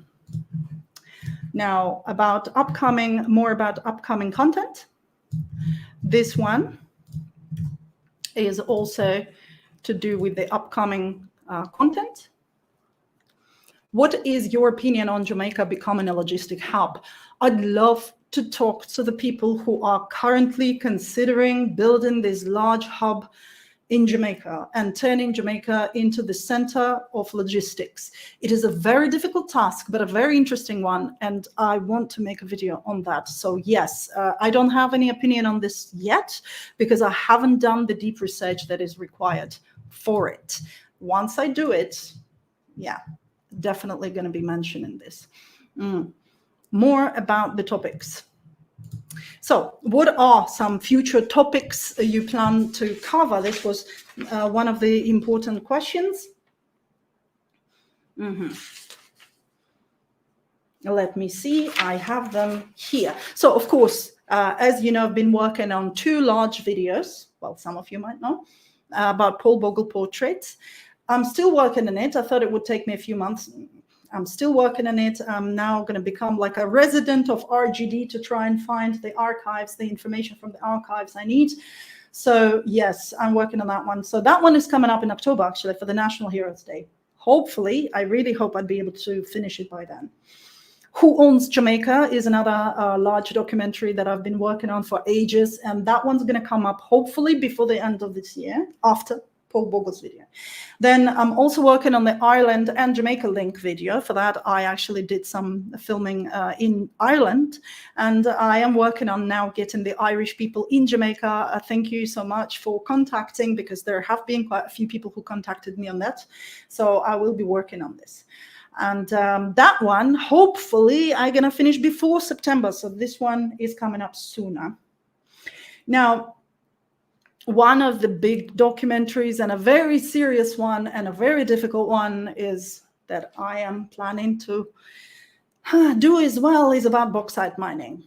As you know, the topic of bauxite mining is a huge topic in Jamaica, and it's being discussed all over the place.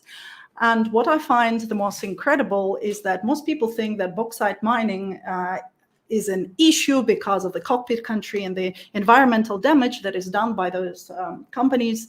Mostly mentioned Naranda, that is in Discovery Bay. And so some of it is owned by Americans and the Chinese companies, and people talk about them. What I find the most striking is that nobody talks about a company, well, not nobody, hardly anyone talks about a company that owns 80%, actually over 80% of bauxite mining in Jamaica is owned by the Russians. It is the Russians who mostly run bauxite mining in Jamaica. Guys, over 80% belongs to Rusal. It's a Russian aluminum company. I mean, people don't even realize. Now, I must say that TVJ did a nice documentary recently called The Dead River, where they talk about the incredible, mind-blowing environmental damage that was done by that Russian company. And they're the ones who are, you know, when you're going on T3 highway, okay? And from Montego Bay, from the north coast to south, you can see all those fields, like red fields with them. This is them, right? So in Jamaica, their company is known under the brand Vindalco, I think, West Indian Aluminium, right? So that's them, okay? So they're just using a different brand because they basically bought out a Jamaican company. So basically, you have a Russian company here destroying the environment of the country where I live, okay, in Jamaica, while using the money they make from that to bomb my first home city in Ukraine. Am I gonna make a video about that? You bet I do. So anyway, so that's coming up. I am working on it, but hopefully they're not gonna kill me. Anyway, no, seriously, because it's Russians, right? I'm already so angry, even remembering about that. So yes, I do have some good connections with people who are currently concerned with this issue. So I am going to work on this. Anyway, apart from these serious topics, because these topics are really serious, I'm also planning to do some happy topics, some positive topics, because we need them. If not, I'm going to be depressed. So one of the topics, of course, attractions. I'm going to cover a lot of Jamaican attractions and a lot of positive things about them. And I'm working on making the next video about Jam West, which is an awesome, awesome attraction center, fully owned by Jamaicans.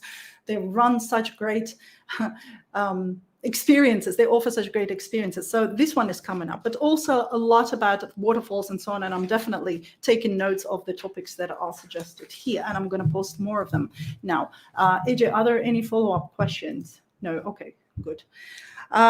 Just to make sure, you know, there are some more questions I haven't answered yet, but I'll come to them in a minute. So the next topic, can you do a video on the best places to live in Jamaica, like a rank, like say top 10 out of 20? And there is another question which is very similar to this one. What area to consider living based on amenities, transport, safety, etc. So I cannot really rank places because it would depend on what each particular person needs. One person might need this place, and then because of such and such, you know, criteria. So you can't rank places. However, what I can do, I can definitely get just a list of places that other people consider to be the best to live and why. Right? I know a few people to interview in certain towns already, right? I have in mind who I can interview for that. But I do want to cover each and every parish, because really the easier question to answer is, what is the place that people should never live in Jamaica? And it would be zero, because every single place in Jamaica is awesome in their own right. You know, so it just depends what your needs and desires. Like even when I myself thinking, oh, maybe one day I'd be able to buy some land, like a little piece of land where I can just build a little house, you know, just live there. It's like, it's very difficult to pick the place where I want to do that. Do you know? It's like my husband and I, we even spoke about it once. I was like, where, like everywhere. We like it everywhere. Do you know, my favorite parish has always been Portland. But would I want to have a house there? Maybe it's a little bit too far, you know, from Montego Bay, and then okay, maybe they're not Rios, but I want the Blue Mountains. But then you know, it's always a challenge. Let's put it that way. So it's difficult to say which area is the best. But yeah, I am going to do a video on that. What's the state of renewable energy situation like in Jamaica right now? I have a little video about 60 years of Jamaica, talking about how the infrastructure changed. It's a video where I'm talking about how Jamaica changed basically in these 60 years, right? In that video, I do mention about renewable energy, but it was just a little tiny information, like a part of the video. So I am going to run the whole episode on this, and maybe even more than one episode, because renewable energy can be solar, can be not necessarily solar, it can be other ways of running, like the wind farm that we have in Jamaica now. So yeah, this topic is going to be covered, and I don't want to go into details here, just so that you know it is hopefully for the next year. It's at least planned. How did the Starlink work for you? Looking for more reliable options. Well, remember I did a video on Starlink on my channel. It was more about Floor, Digicel, or Starlink, which one to choose for your internet. And at that time, I was about to order Starlink for myself when it turned out that I had to go what was it? It's 2022, right? I had to go to Ukraine. So I didn't actually order it because I had to go to Ukraine. Then I thought, okay, once I come back from Ukraine, I'm going to order it. And when I came back from Ukraine, it turned out we had to change house. So as we moved to the new house, I was like, okay, I need to install the Starlink. And I had to go to Europe. So I was like, okay, once I come back, and now I'm looking for a new house. So the Starlink, I haven't got it. I have a patron, one of our patrons, he has Starlink. So I'm going to film him, hopefully, if he's going to be all right with it. If not, I'm going to make the Starlink video next year once I get a new place which I can rent for longer than a year.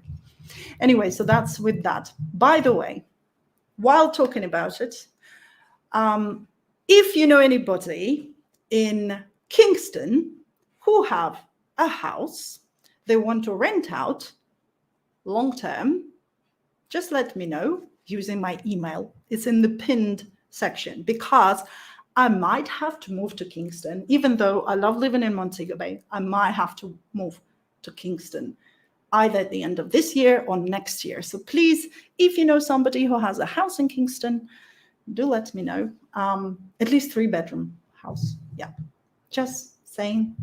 It might not be relevant when you're watching this live stream, so just please check the pinned comment or the description. But I thought I would mention it here. Right.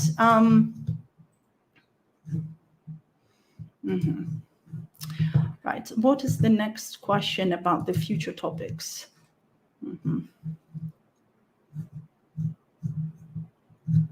All right, this one. How to find jobs? What are the salary ranges for specific fields like health, IT, HR, finance? This is another topic that is coming up. I will partner together with a company that is currently trying to help the diaspora to, open up businesses here in Jamaica, to people to relocate to Jamaica, and all sorts of services like this. I want to partner with them in terms of running an interview with them to provide you with further information.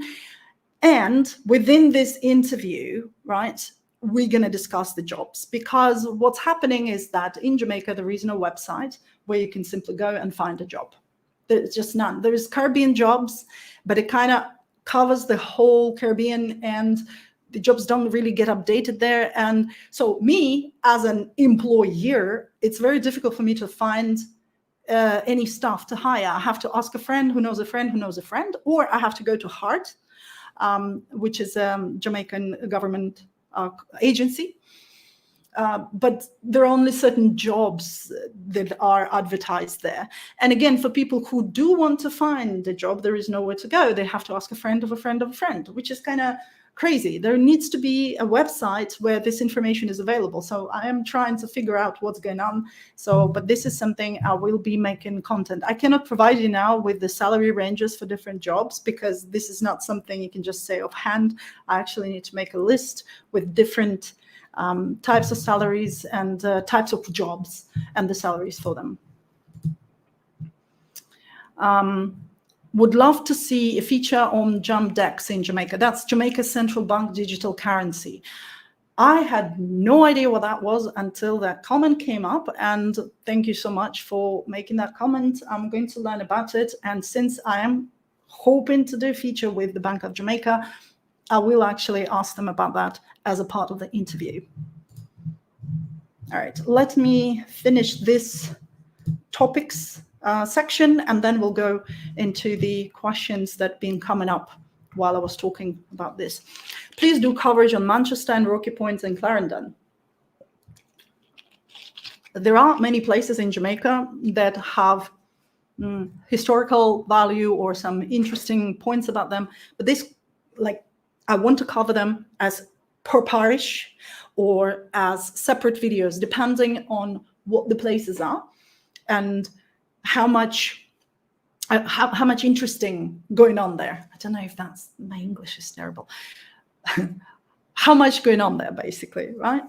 So I will be making videos on different places and different parishes one at a time, because if I just put them all in one video, that's not going to be good, because the video is going to be like 5 hours. But yes, with this question, I haven't got any videos on my channel about Manchester or Clarendon. Like, well, okay, with Manchester, I might actually have one where I'm interviewing a Jamaican student who studied in Ukraine. And that's about it. Obviously, it has nothing to do with Manchester. So yes, I need to make videos on these two parishes as soon as possible, at least about the attractions or some interesting places in there, like the Rocky Point and Clarendon. And it would be great if you did a story on outstanding Jamaican conglomerates like Grace Canada and Company and so on. Well, yes, but the thing is, I needed to get 100,000 subscribers first so that I could write to these people and say, well, look, guys, my YouTube channel has 100,000 subscribers. Hey, would you like to give me an interview?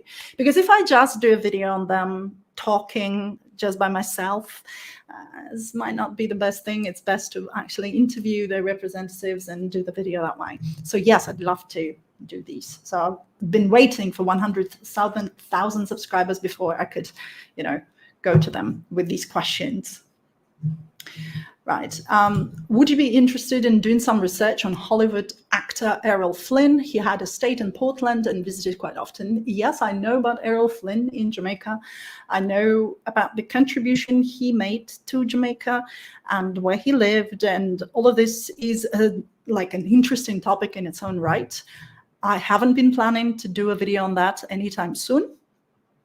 I was thinking more about Ian Fleming and the James Bond story to do first before I go to Errol Flynn, but yeah, why not? Very good. I am taking notes of every single message, you know, later they come up in form of my videos. So maybe you should interview the Jamaican third political party, UIC Jamaica. The thing is, I try to avoid talking about politics as such, but sure. But if I'm interviewing this political party, I would have to interview JLP and PMP as well. I can't just interview them and not the other ones, right? So, and do you think these people are going to give me an interview? I don't think so. I'm not at the scale where they would want to give me an interview. Do you know what I mean? And also, like, what kind of questions am I going to ask them? What if I'm going to ask them the questions they would feel uncomfortable to answer, right? And of course, I can't just ask them the questions to big them up kind of thing, because I'm not going to do that, because it's politics. And then you can't just, you know, give just favorable interviews to someone like a politician. So, you know, so this is the problem at the moment. So once I can interview all three parties, then yeah, sure, why not? Do let me know, though, to my email. That is, it's pinned, my email.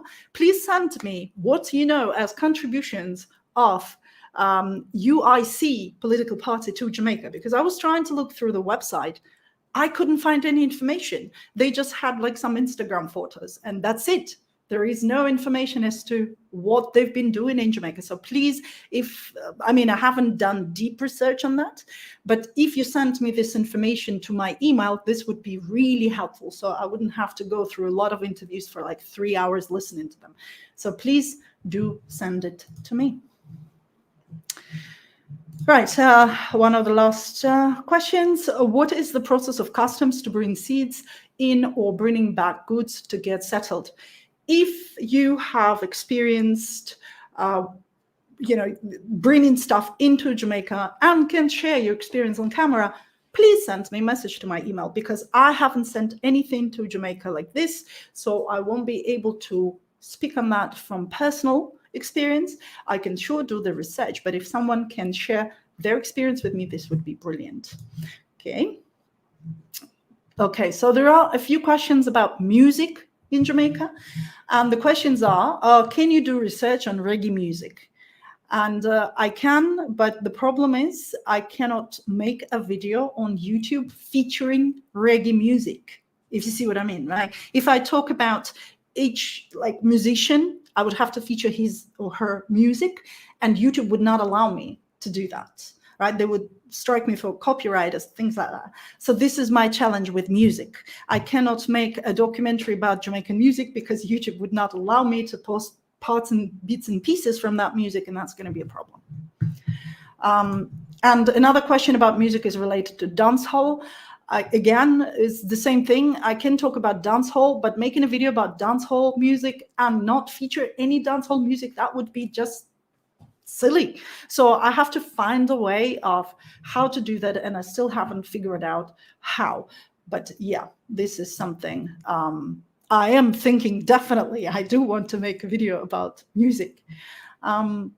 What's your general views on dancehall in Jamaica? Very positive. I think that dancehall is a very what do you call it, positive genre of music. Yes, I know there is dancehall music which kind of shows a negative image, like glorifying people involved in crime and things like that, or more kind of has explicit lyrics and things.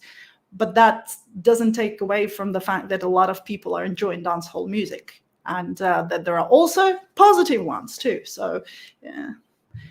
So okay, so these are all about music. The other questions are about me. So before we go into that, let me see.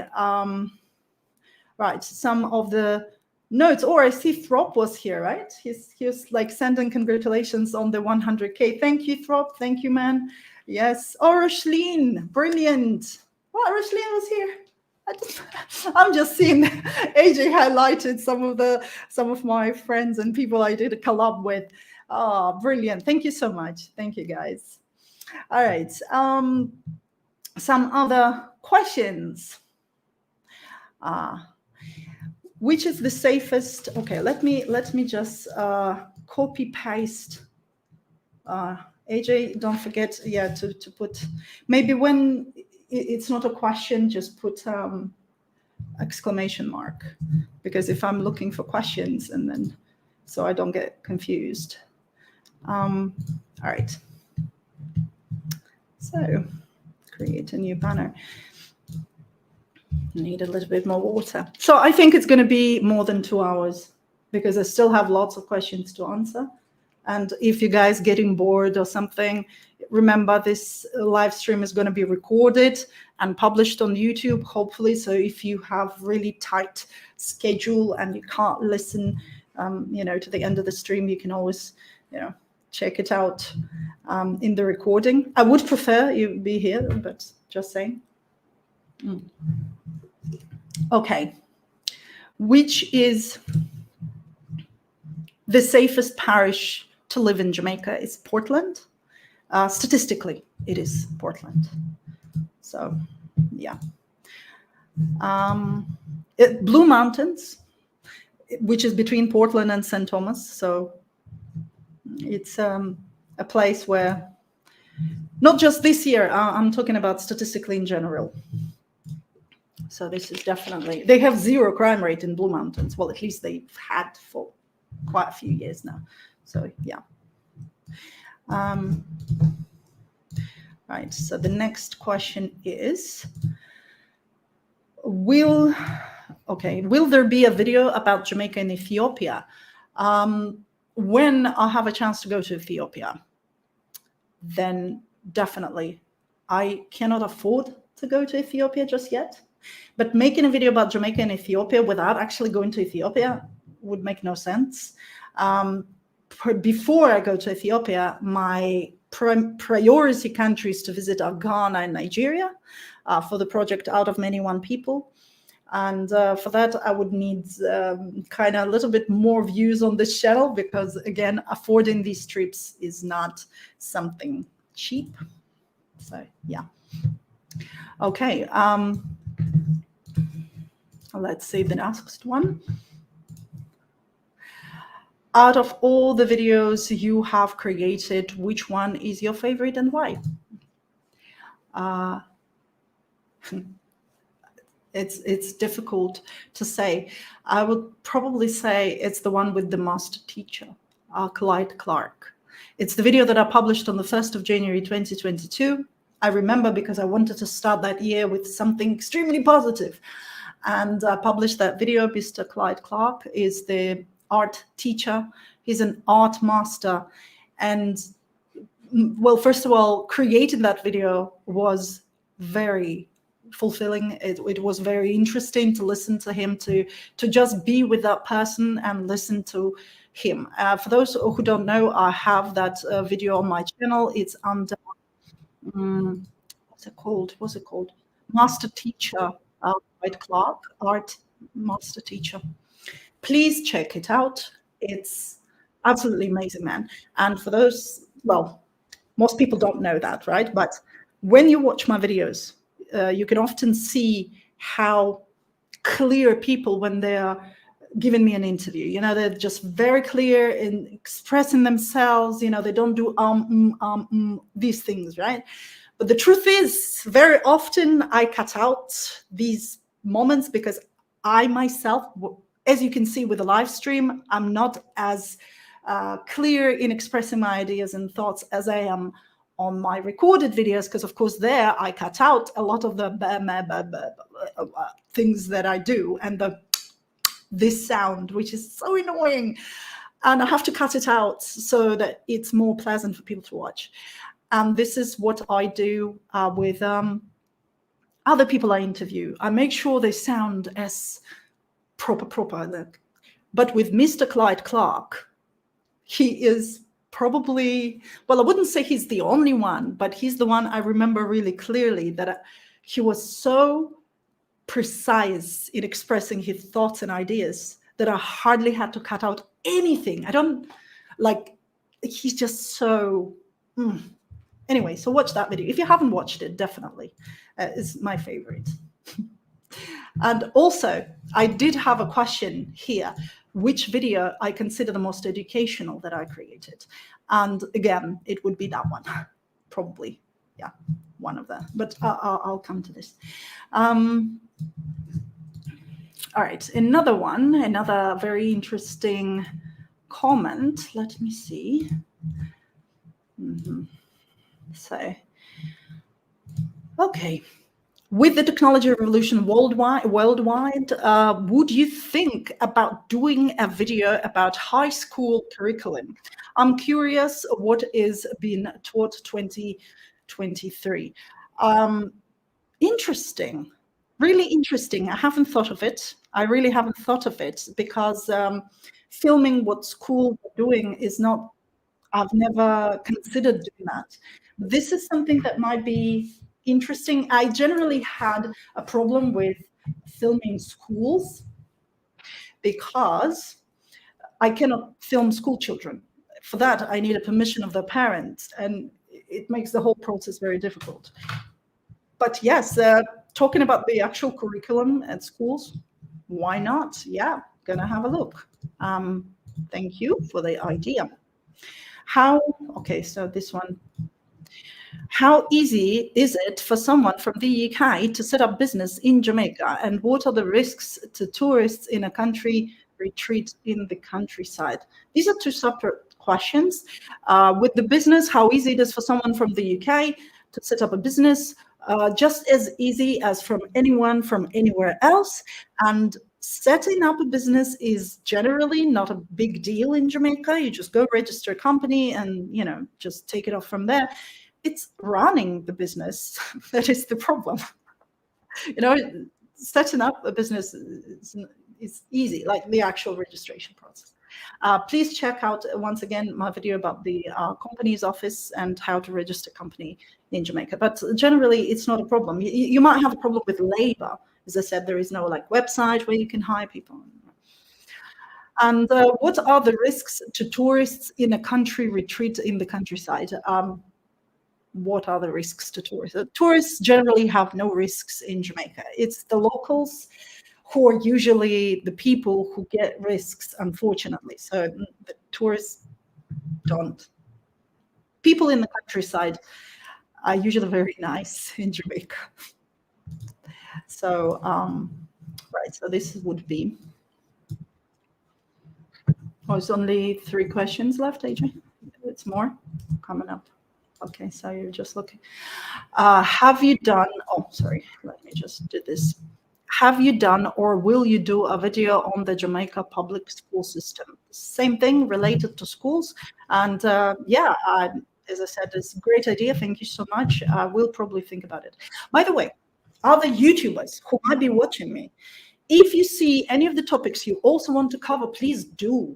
You know, sometimes I notice people are talking about, oh, he's stealing ideas or she's stealing ideas or something like this, right?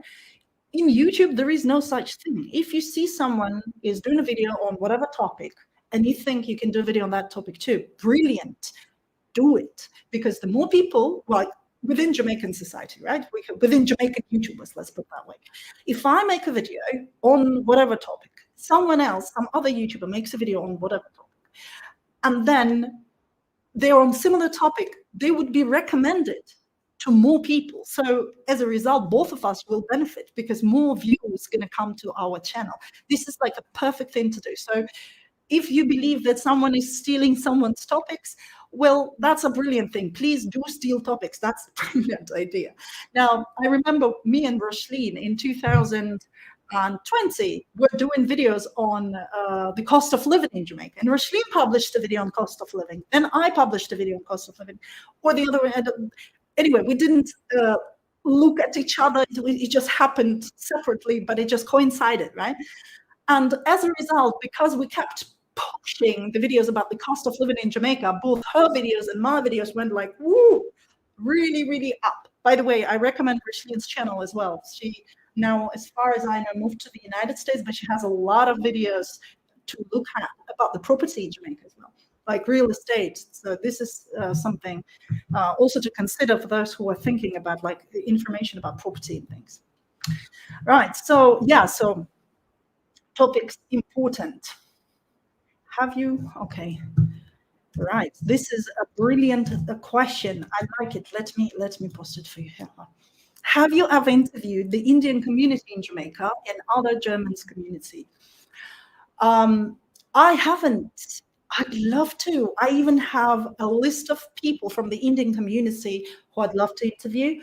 I don't have a list of German people from the German community in Jamaica, but please contact me through my email, you know, if you want to be in that video, both the members of Indian community and the German community. I am also looking for people from the Jewish community. I'm looking for people from the Chinese community. Actually, if you represent any community in Jamaica, please write to me, to my email that is pinned in the chat and is also going to be pinned in the comment section. Just write what your community is. And if you want to be on camera, if you are contributing to Jamaica, yes, I'd like to have you, you know, representing your community in the specific videos that I'm working on. So, yeah. All right. Okay. Oh, why don't I see the person? Oh, here. Sorry, I just want to make sure I'm actually mentioning the person who's asking a question, so we know. Are you going to make a video about Jamaica's general foreign policy and foreign investments and development on the island? Yes, it's going to be called, what is it called? The Jamaican investment. When I was doing Who Owns Jamaica research for the video Who Owns Jamaica, I actually went so much into all sorts of different things, and as a result, I saw what was going on with foreign investments. And what's going on is that there aren't that many investments happening as I would like them to be. So just 1 second. Is everything okay? Is there a sound problem or something? AJ? All good? Okay. Sorry, I was just wondering if there is a sound problem. No? Okay. Yeah, so I am planning to make a video about it's called foreign direct investment. That's what it's called. And the foreign direct investment into Jamaica is nothing compared to remittances that Jamaicans are sending to Jamaica, which are about 20% or even up to 25% of GDP. It's remittances. Basically, you guys, the Jamaican diaspora, running the Jamaican economy. Anyway, it's a topic for a separate video. So yes, I am going to work on this. And the other favorite topic I see, right? Will you do another video on the big elephant in the room crime? Yes, definitely. I do have 2 videos about Jamaican crime rate and things. But now I was waiting for 100,000 subscribers so that now I can contact some people from UE who specialize on criminology, which is a separate task in case people are not aware. The crime issue is not solved by politicians or by the police. The police is the reactory, basically how the country reacts to crime. To prevent the crime is not the job of the police in general, right? It's the job of criminologists. They're the ones who have to work on the programs that are implemented so that the crime rate goes down. So these are the people who we need to talk to. They are scientists. And there are scientists now in Jamaica who are working on this topic, and these are the people to interview on the subject. So, right. Okay, some shorter questions before we go to the main topic again. I heard that there is a community from Dominican Republic in Jamaica. Is this true? I wouldn't call, I don't know. Okay, maybe there is. I know there are a lot of people from Dominican Republic who came to Jamaica to do construction work on the Spanish-owned hotels that have been built recently in Jamaica. So for that, I know. During COVID, there were a lot of Dominican people that I saw just because they were working, I think, on reconstruction of Rio Hotel. I'm not sure. They were from Dominican Republic. AJ, do you remember we saw them in Witter Village? Mm-hmm. But I don't know about the community. So if you know about the actual community, please share. Mm-hmm. Okay, now we're going to go into the prepared questions that I had from our subscribers earlier. I'm just looking at where I finished. The sound problem? What just write to me what's happening. Mm-hmm.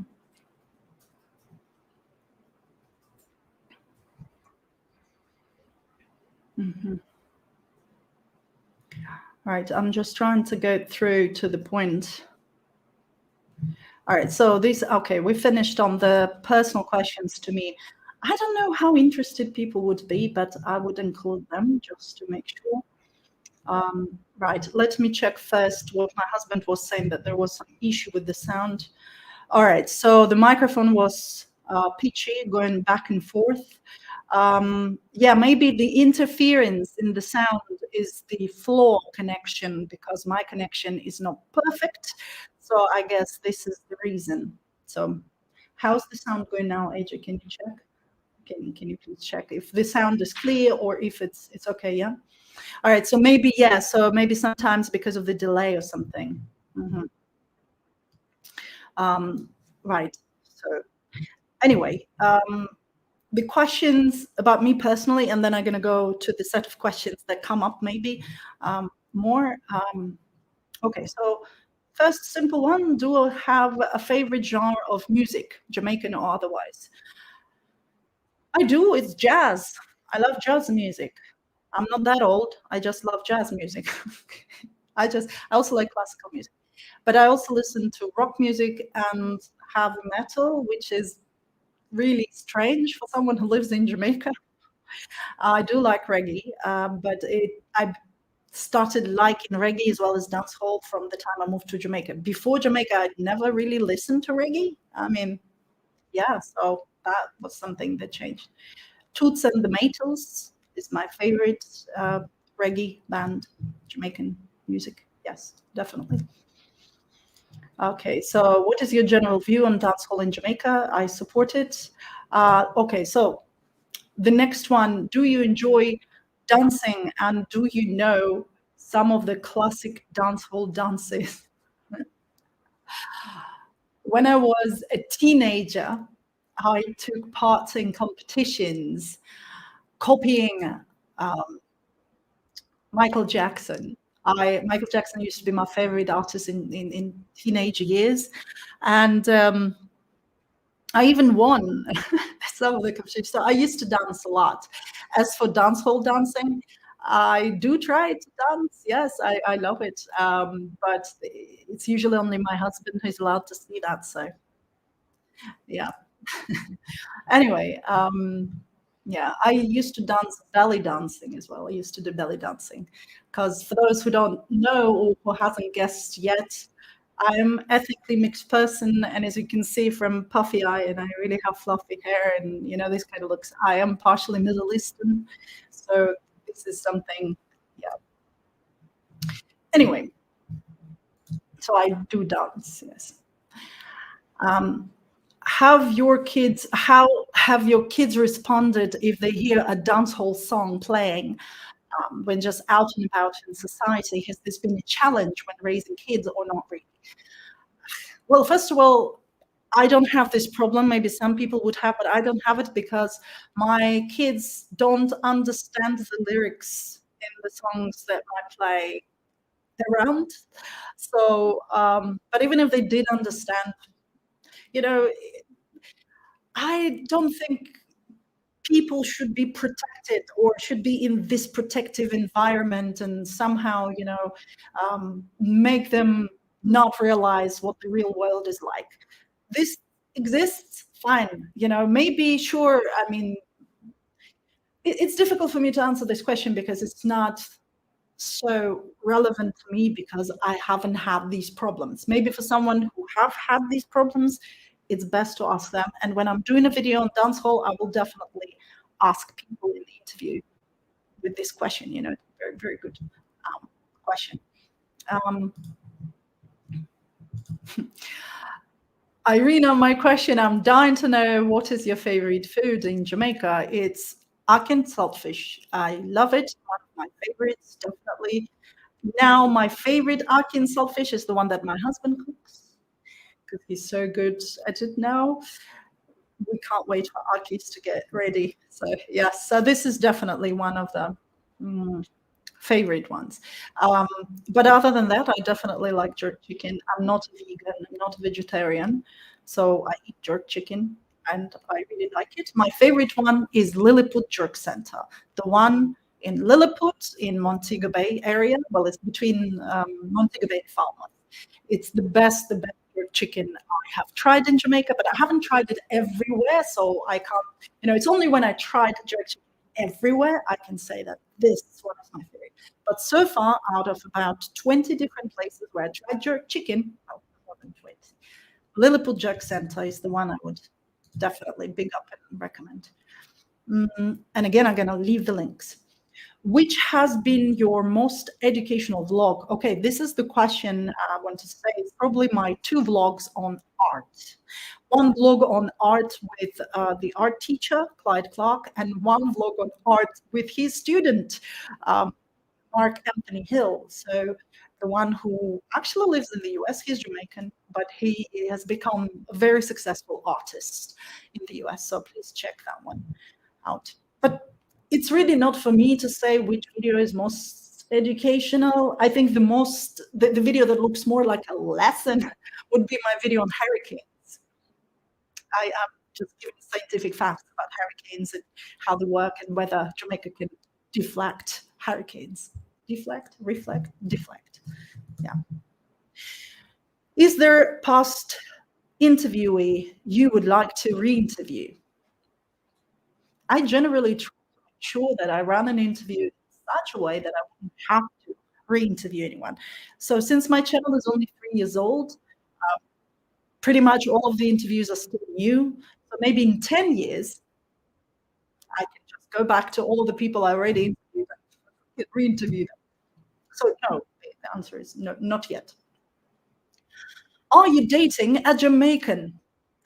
If not, would you date a Jamaican man? Well, my husband is originally from Ukraine, right? But he got Jamaican residency. So he's a Jamaican resident now. So technically, and I was on a date with him yesterday. So technically, I am dating a Jamaican man. But I understand that this question is not about that. I don't really care if the person is like, or whatever the person's nationality, background, or race, or whatnot. What's most important for me in the partner is that this man is, the partner is intelligent, so it's the brain that I'm looking for.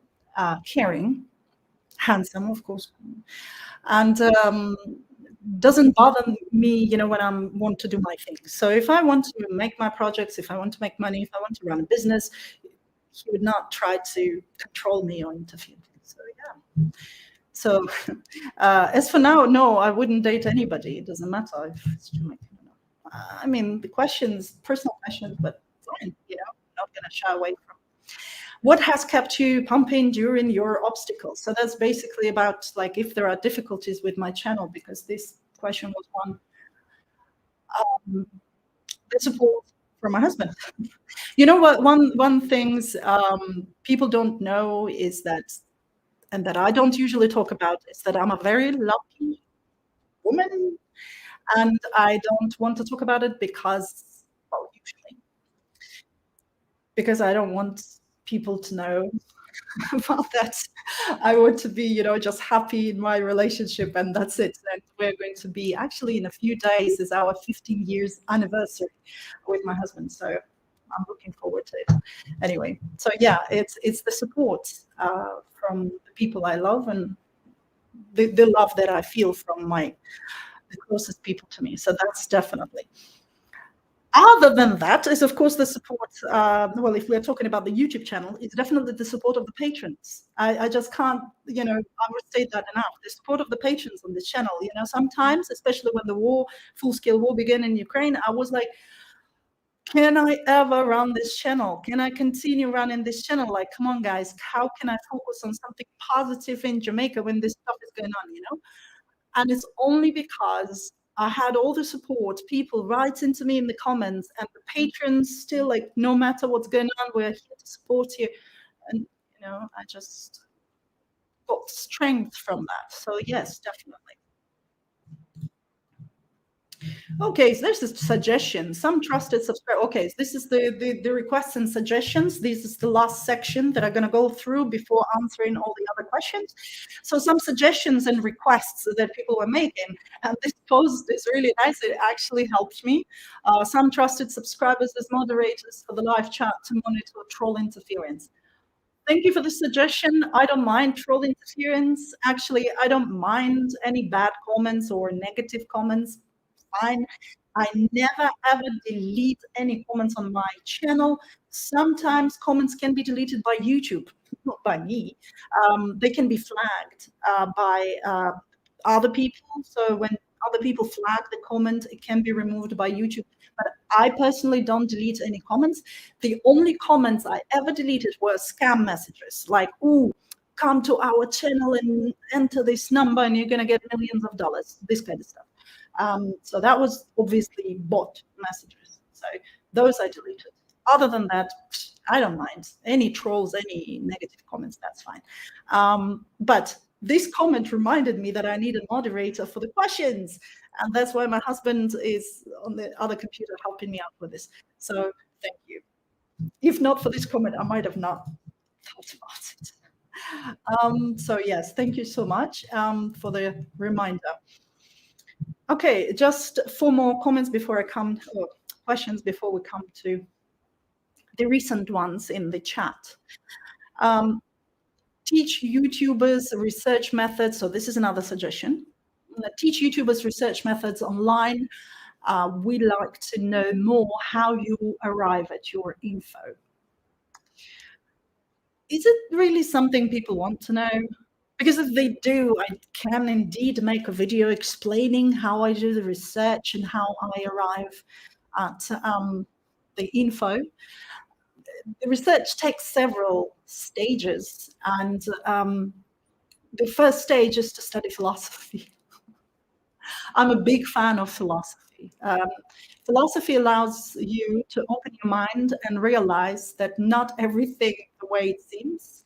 It allows you to ask questions that otherwise you would have never thought of asking.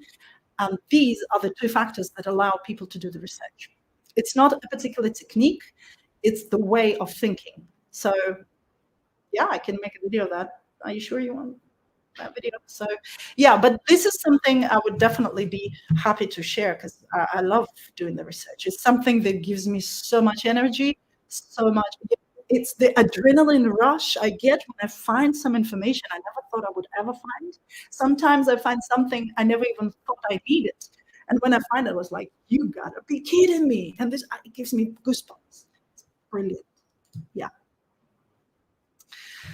Any advice for us?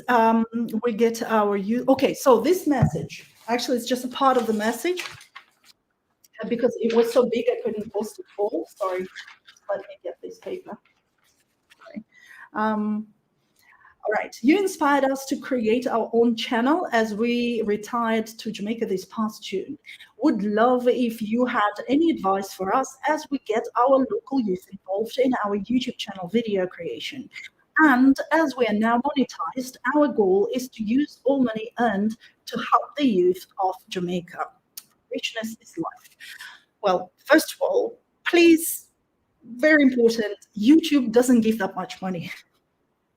For YouTube to give you lots of money, meaning, you monetized, your videos are bringing good income from the Google ads running on your channel, you need to invest a lot of your time and a lot of your money. So at the end of the day, the more money you're getting from YouTube, it means the more money you're actually putting in the videos on YouTube.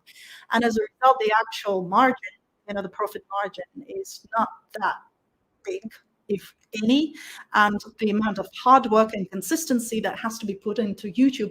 Basically, all I'm saying is that it's not the best way to make money, to invest into anything afterwards. All the money you're going to make on YouTube, you're going to have to reinvest into your YouTube. However, getting a YouTube channel and getting youth to work on creating videos for YouTube, if that's what they want, or inspire them to do it, it's brilliant. The only thing is, I'm not sure if the youth are going to be interested in the type of the YouTube channel you particularly want to run. Because like my son dreams about being a YouTuber, my youngest son, right? It's his dream. Now, his mother, you would think, right? 100,000 subscribers. He should be proud of me. He should be like, wow, mom, you are the YouTuber. I'm going to look up to you. No, he's like, your YouTube is like boring as some. He's not interested. He's not even watching my YouTube. He's not interested. The YouTube he wants to create is all about gaming. So, like, maybe the youth you're working with, see what kind of YouTube channel or what kind of things they want to share. So that would be probably the advice I would give, is to learn what exactly they want to share and see if maybe the type of YouTube channel you want to create is very different from the type of YouTube channel they would want to run. Just thinking. Also depends on how old the youth is.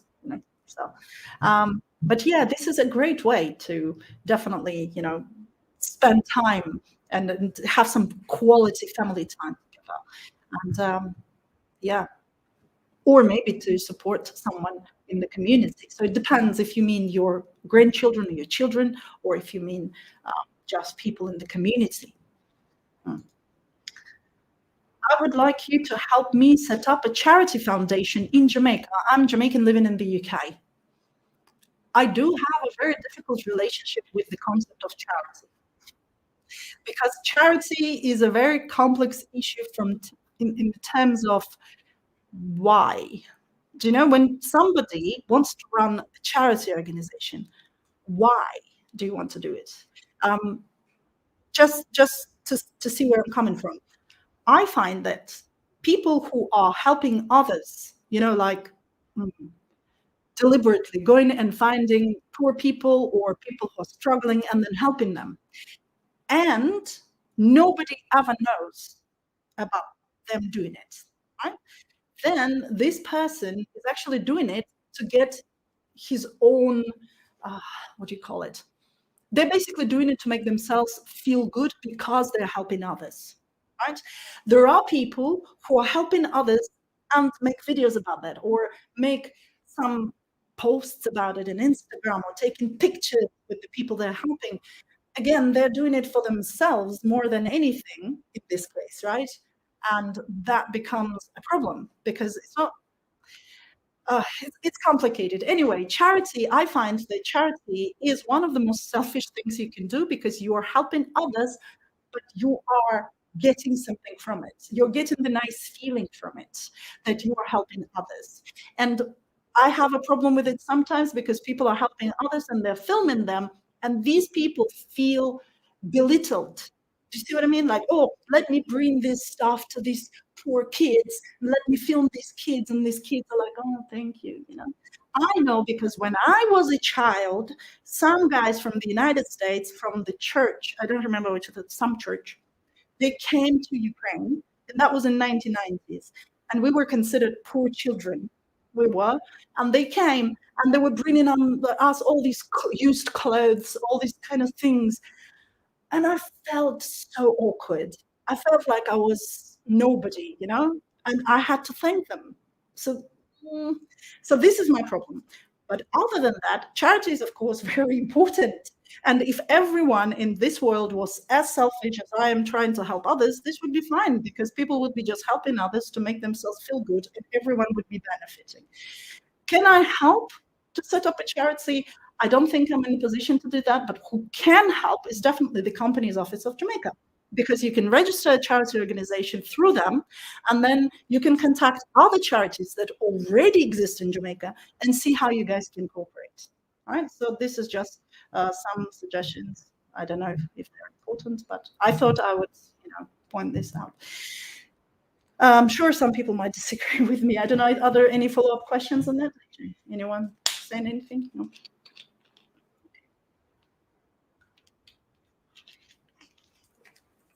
Okay, based on your channel is doing, or based on how your channel is going, it may be appropriate for you to start getting into merchandising. I'd love to.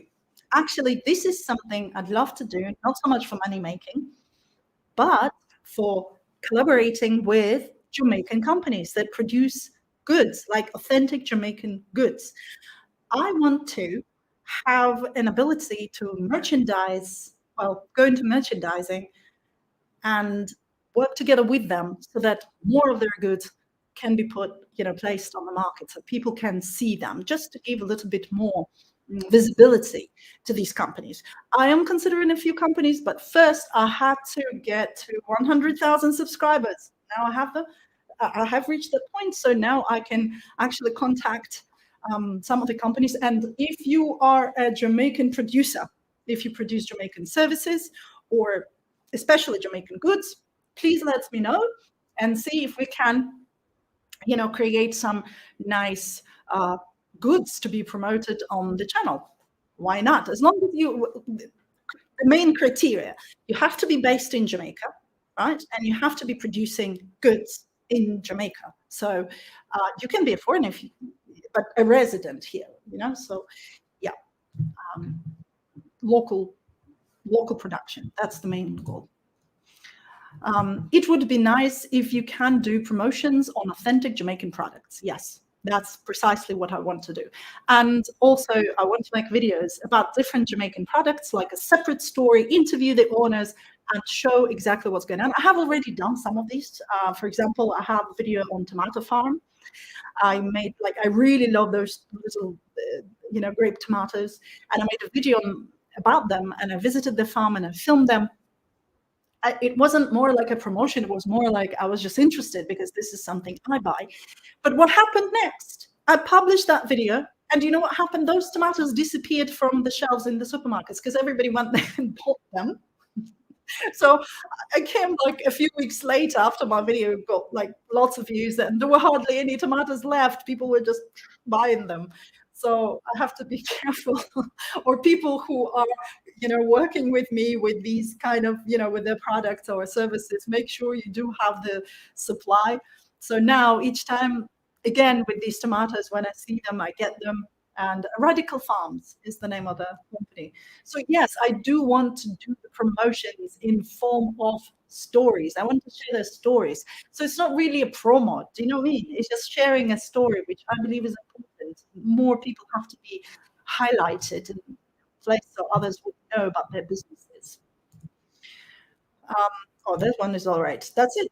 I think that was the last question I had for the list. Now, AJ, I see there are some more questions that came up. We're going to be finishing soon. How many people are watching? Do you see how many people are watching? Is it like 300 people only? It's not that many. Imagine 100,000 subscribers and only 300 people watching. All right. Okay. Right. This is a question I have from that. We're going to be finishing soon, so just going through these questions and then wrapping it up. As a Ukrainian living in Jamaica and creating such diverse content, what advice would you give to someone from Europe considering a move to Jamaica? I have a video called How to Move to Jamaica. Please check it out. It gives some tips as in how to move to Jamaica. But other than that, I need to know your needs to be able to advise anything. But definitely one advice that I can, universal advice, come to Jamaica for a month and live in different areas or live in the area where you would want to live full time and see how it's going on, see how you can adapt to the culture and whether it is what you really want. Because there is nothing worse than people thinking they're going to move to Jamaica and have this, and then when they come, they realize they have something completely different. It's important to take into account, and definitely watch the Throp, because we are talking about it a lot there. So, yes. All right, another question about the community. Is there an Ethiopian community in Jamaica? I don't know. Is there? Please let me know. I don't know.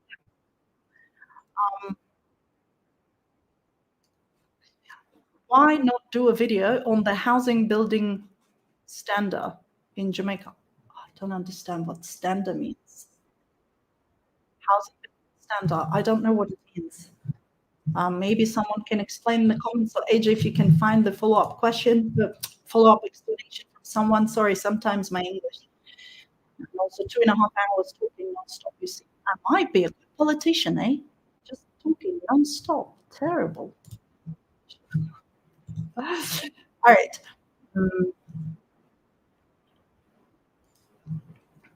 Okay.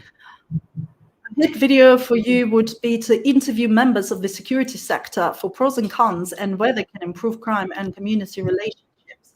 And then there is another sentence that can fit in. This would help your heavy overseas audience. The people of the security sector know about. You mean like King Alarm? Like the King Alarm people and other companies that work with security? I see. All right. Yeah, that would be great to interview them. Marksman. It's probably the one I would want to interview the most because I think I know the person who works there. So yeah. Yeah, that can help, definitely. Though I do have to be careful because sometimes the security companies have their own ideas to push for their services. But yeah, I would like to interview them. All right. It would be great if you could look into the alternative rock metal scene in Jamaica. Do you mean, what do you mean by this? Do you mean music? Do you mean actual rock and metal? So has there been any follow-up on that question, AJ? All right. Oh, standard. So it was standard. Okay. Okay, so it's this one. Why not do a video on the housing building standard in Jamaica? Okay. All right. Well, there will be a video about how to buy a house, so maybe I can, and there will be a video about how to build a house in Jamaica. That's separate. By the way, I already interviewed people who built a house in Jamaica like a year ago, maybe more, 1.5 years ago, and I still haven't edited it because I haven't finished the second part of it. So yeah, that would be a nice one to cover. What are your thoughts on the discourse surrounding homophobia in Jamaica? Do you think we're capable of having healthy food, faith conversations? If not, do you have any tips? I have already mentioned this in the live stream. I will make the chapters, so please check it out. I will be making a separate video on that, yes. All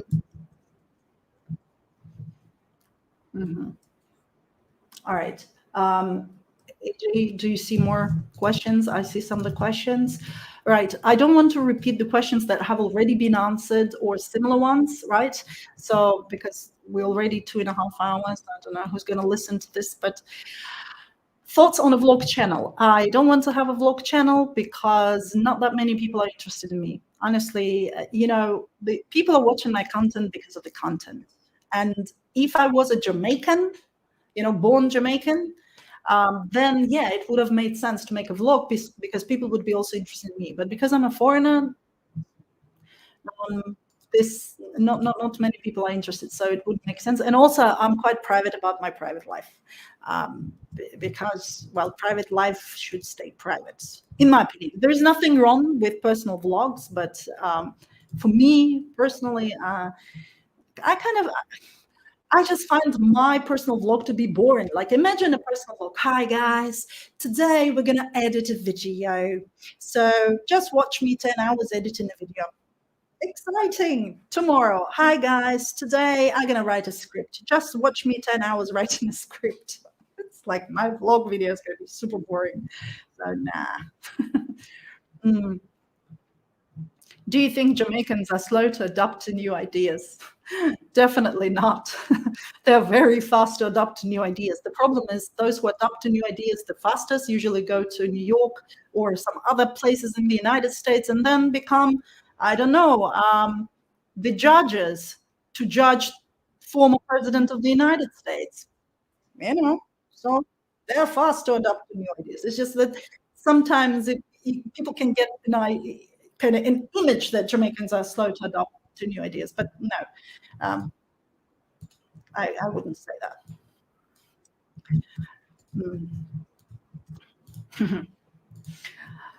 Have you ever visited the Rio Cobre in St. Catherine? Well, what do you think? I'm working on the bauxite mining documentary. In general, yes, I have visited Rio Cobre in St. Catherine. The other one, yes. All right. Have you ever done videos on transportation in Jamaica? I don't remember seeing it. Yes, I have 2 videos on transportation in Jamaica. One is whether people should rent a car in Jamaica, and it explains the driving experience and the challenges and the pros and cons of renting a car in Jamaica. So please check that one out. And I have another video on public transport in Jamaica, where I literally talk about every single public transport option in Jamaica, from Juta taxis, like the so-called tourist taxis, route taxis, route taxis, then Knutsford Express bus, all of them, all of the options, including hitchhiking. So please check it out. These videos are called Getting Around Jamaica on a Budget. I think now I even have like taxi in Jamaica, something like this. I will leave the links in the description. Right. And that's it. I think there is a question about religions. Okay, well, let me just answer this one, and that's it. And it's enough for today because it's just way too many. What about different religions practiced in Jamaica? Christianity, Hinduism, revivalism, and Islam. Right. Christianity is definitely the biggest. There are different religions practiced in Jamaica, but Christianity is kind of the dominant one here, with, as I understand, like it's just Church of God. There is no specifics in Christianity. I can see there are Catholics, I can see there are Jehovah's Witnesses, I see there are Seventh-day Adventists. There are all sorts of denominations, but the major one, well, of course, there is Anglican Church. The major one, I'd say, is like the non-denomination church in Jamaica, Christianity.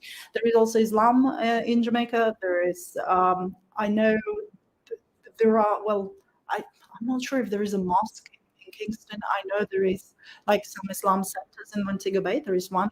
I know by Barnett Street there was one. I'm not sure about Hinduism, but I believe it's also, I think, I don't know if there are any temples. Revivalism is practiced. There are all sorts of different religions. Rastafarian, I wouldn't say them a religion, but some people think Rastafarian concept of life is a religion, which I wouldn't say it is, but there are people who are Rastafari in Jamaica, so they don't practice any of the other religions. So yes. Anyway, now I would like to thank everybody for coming here. I've been talking for 2 hours, 40 minutes. I was hoping for this live stream to be like really the most important kind of live stream in the last year. Well, actually, I don't publish that many live streams, so that's the thing. But 100,000 subscribers on live stream, I wanted to make it kind of special. That's why I gathered so many questions to answer and go into. I would like to thank everybody who found the time to come and watch this live stream. Like, I would like to say thanks to our patrons again. Thanks to all of my audience who's been here for 3 years. And there were quite a few people commenting, like, I'm here from day one, basically, from the first 100 subscribers.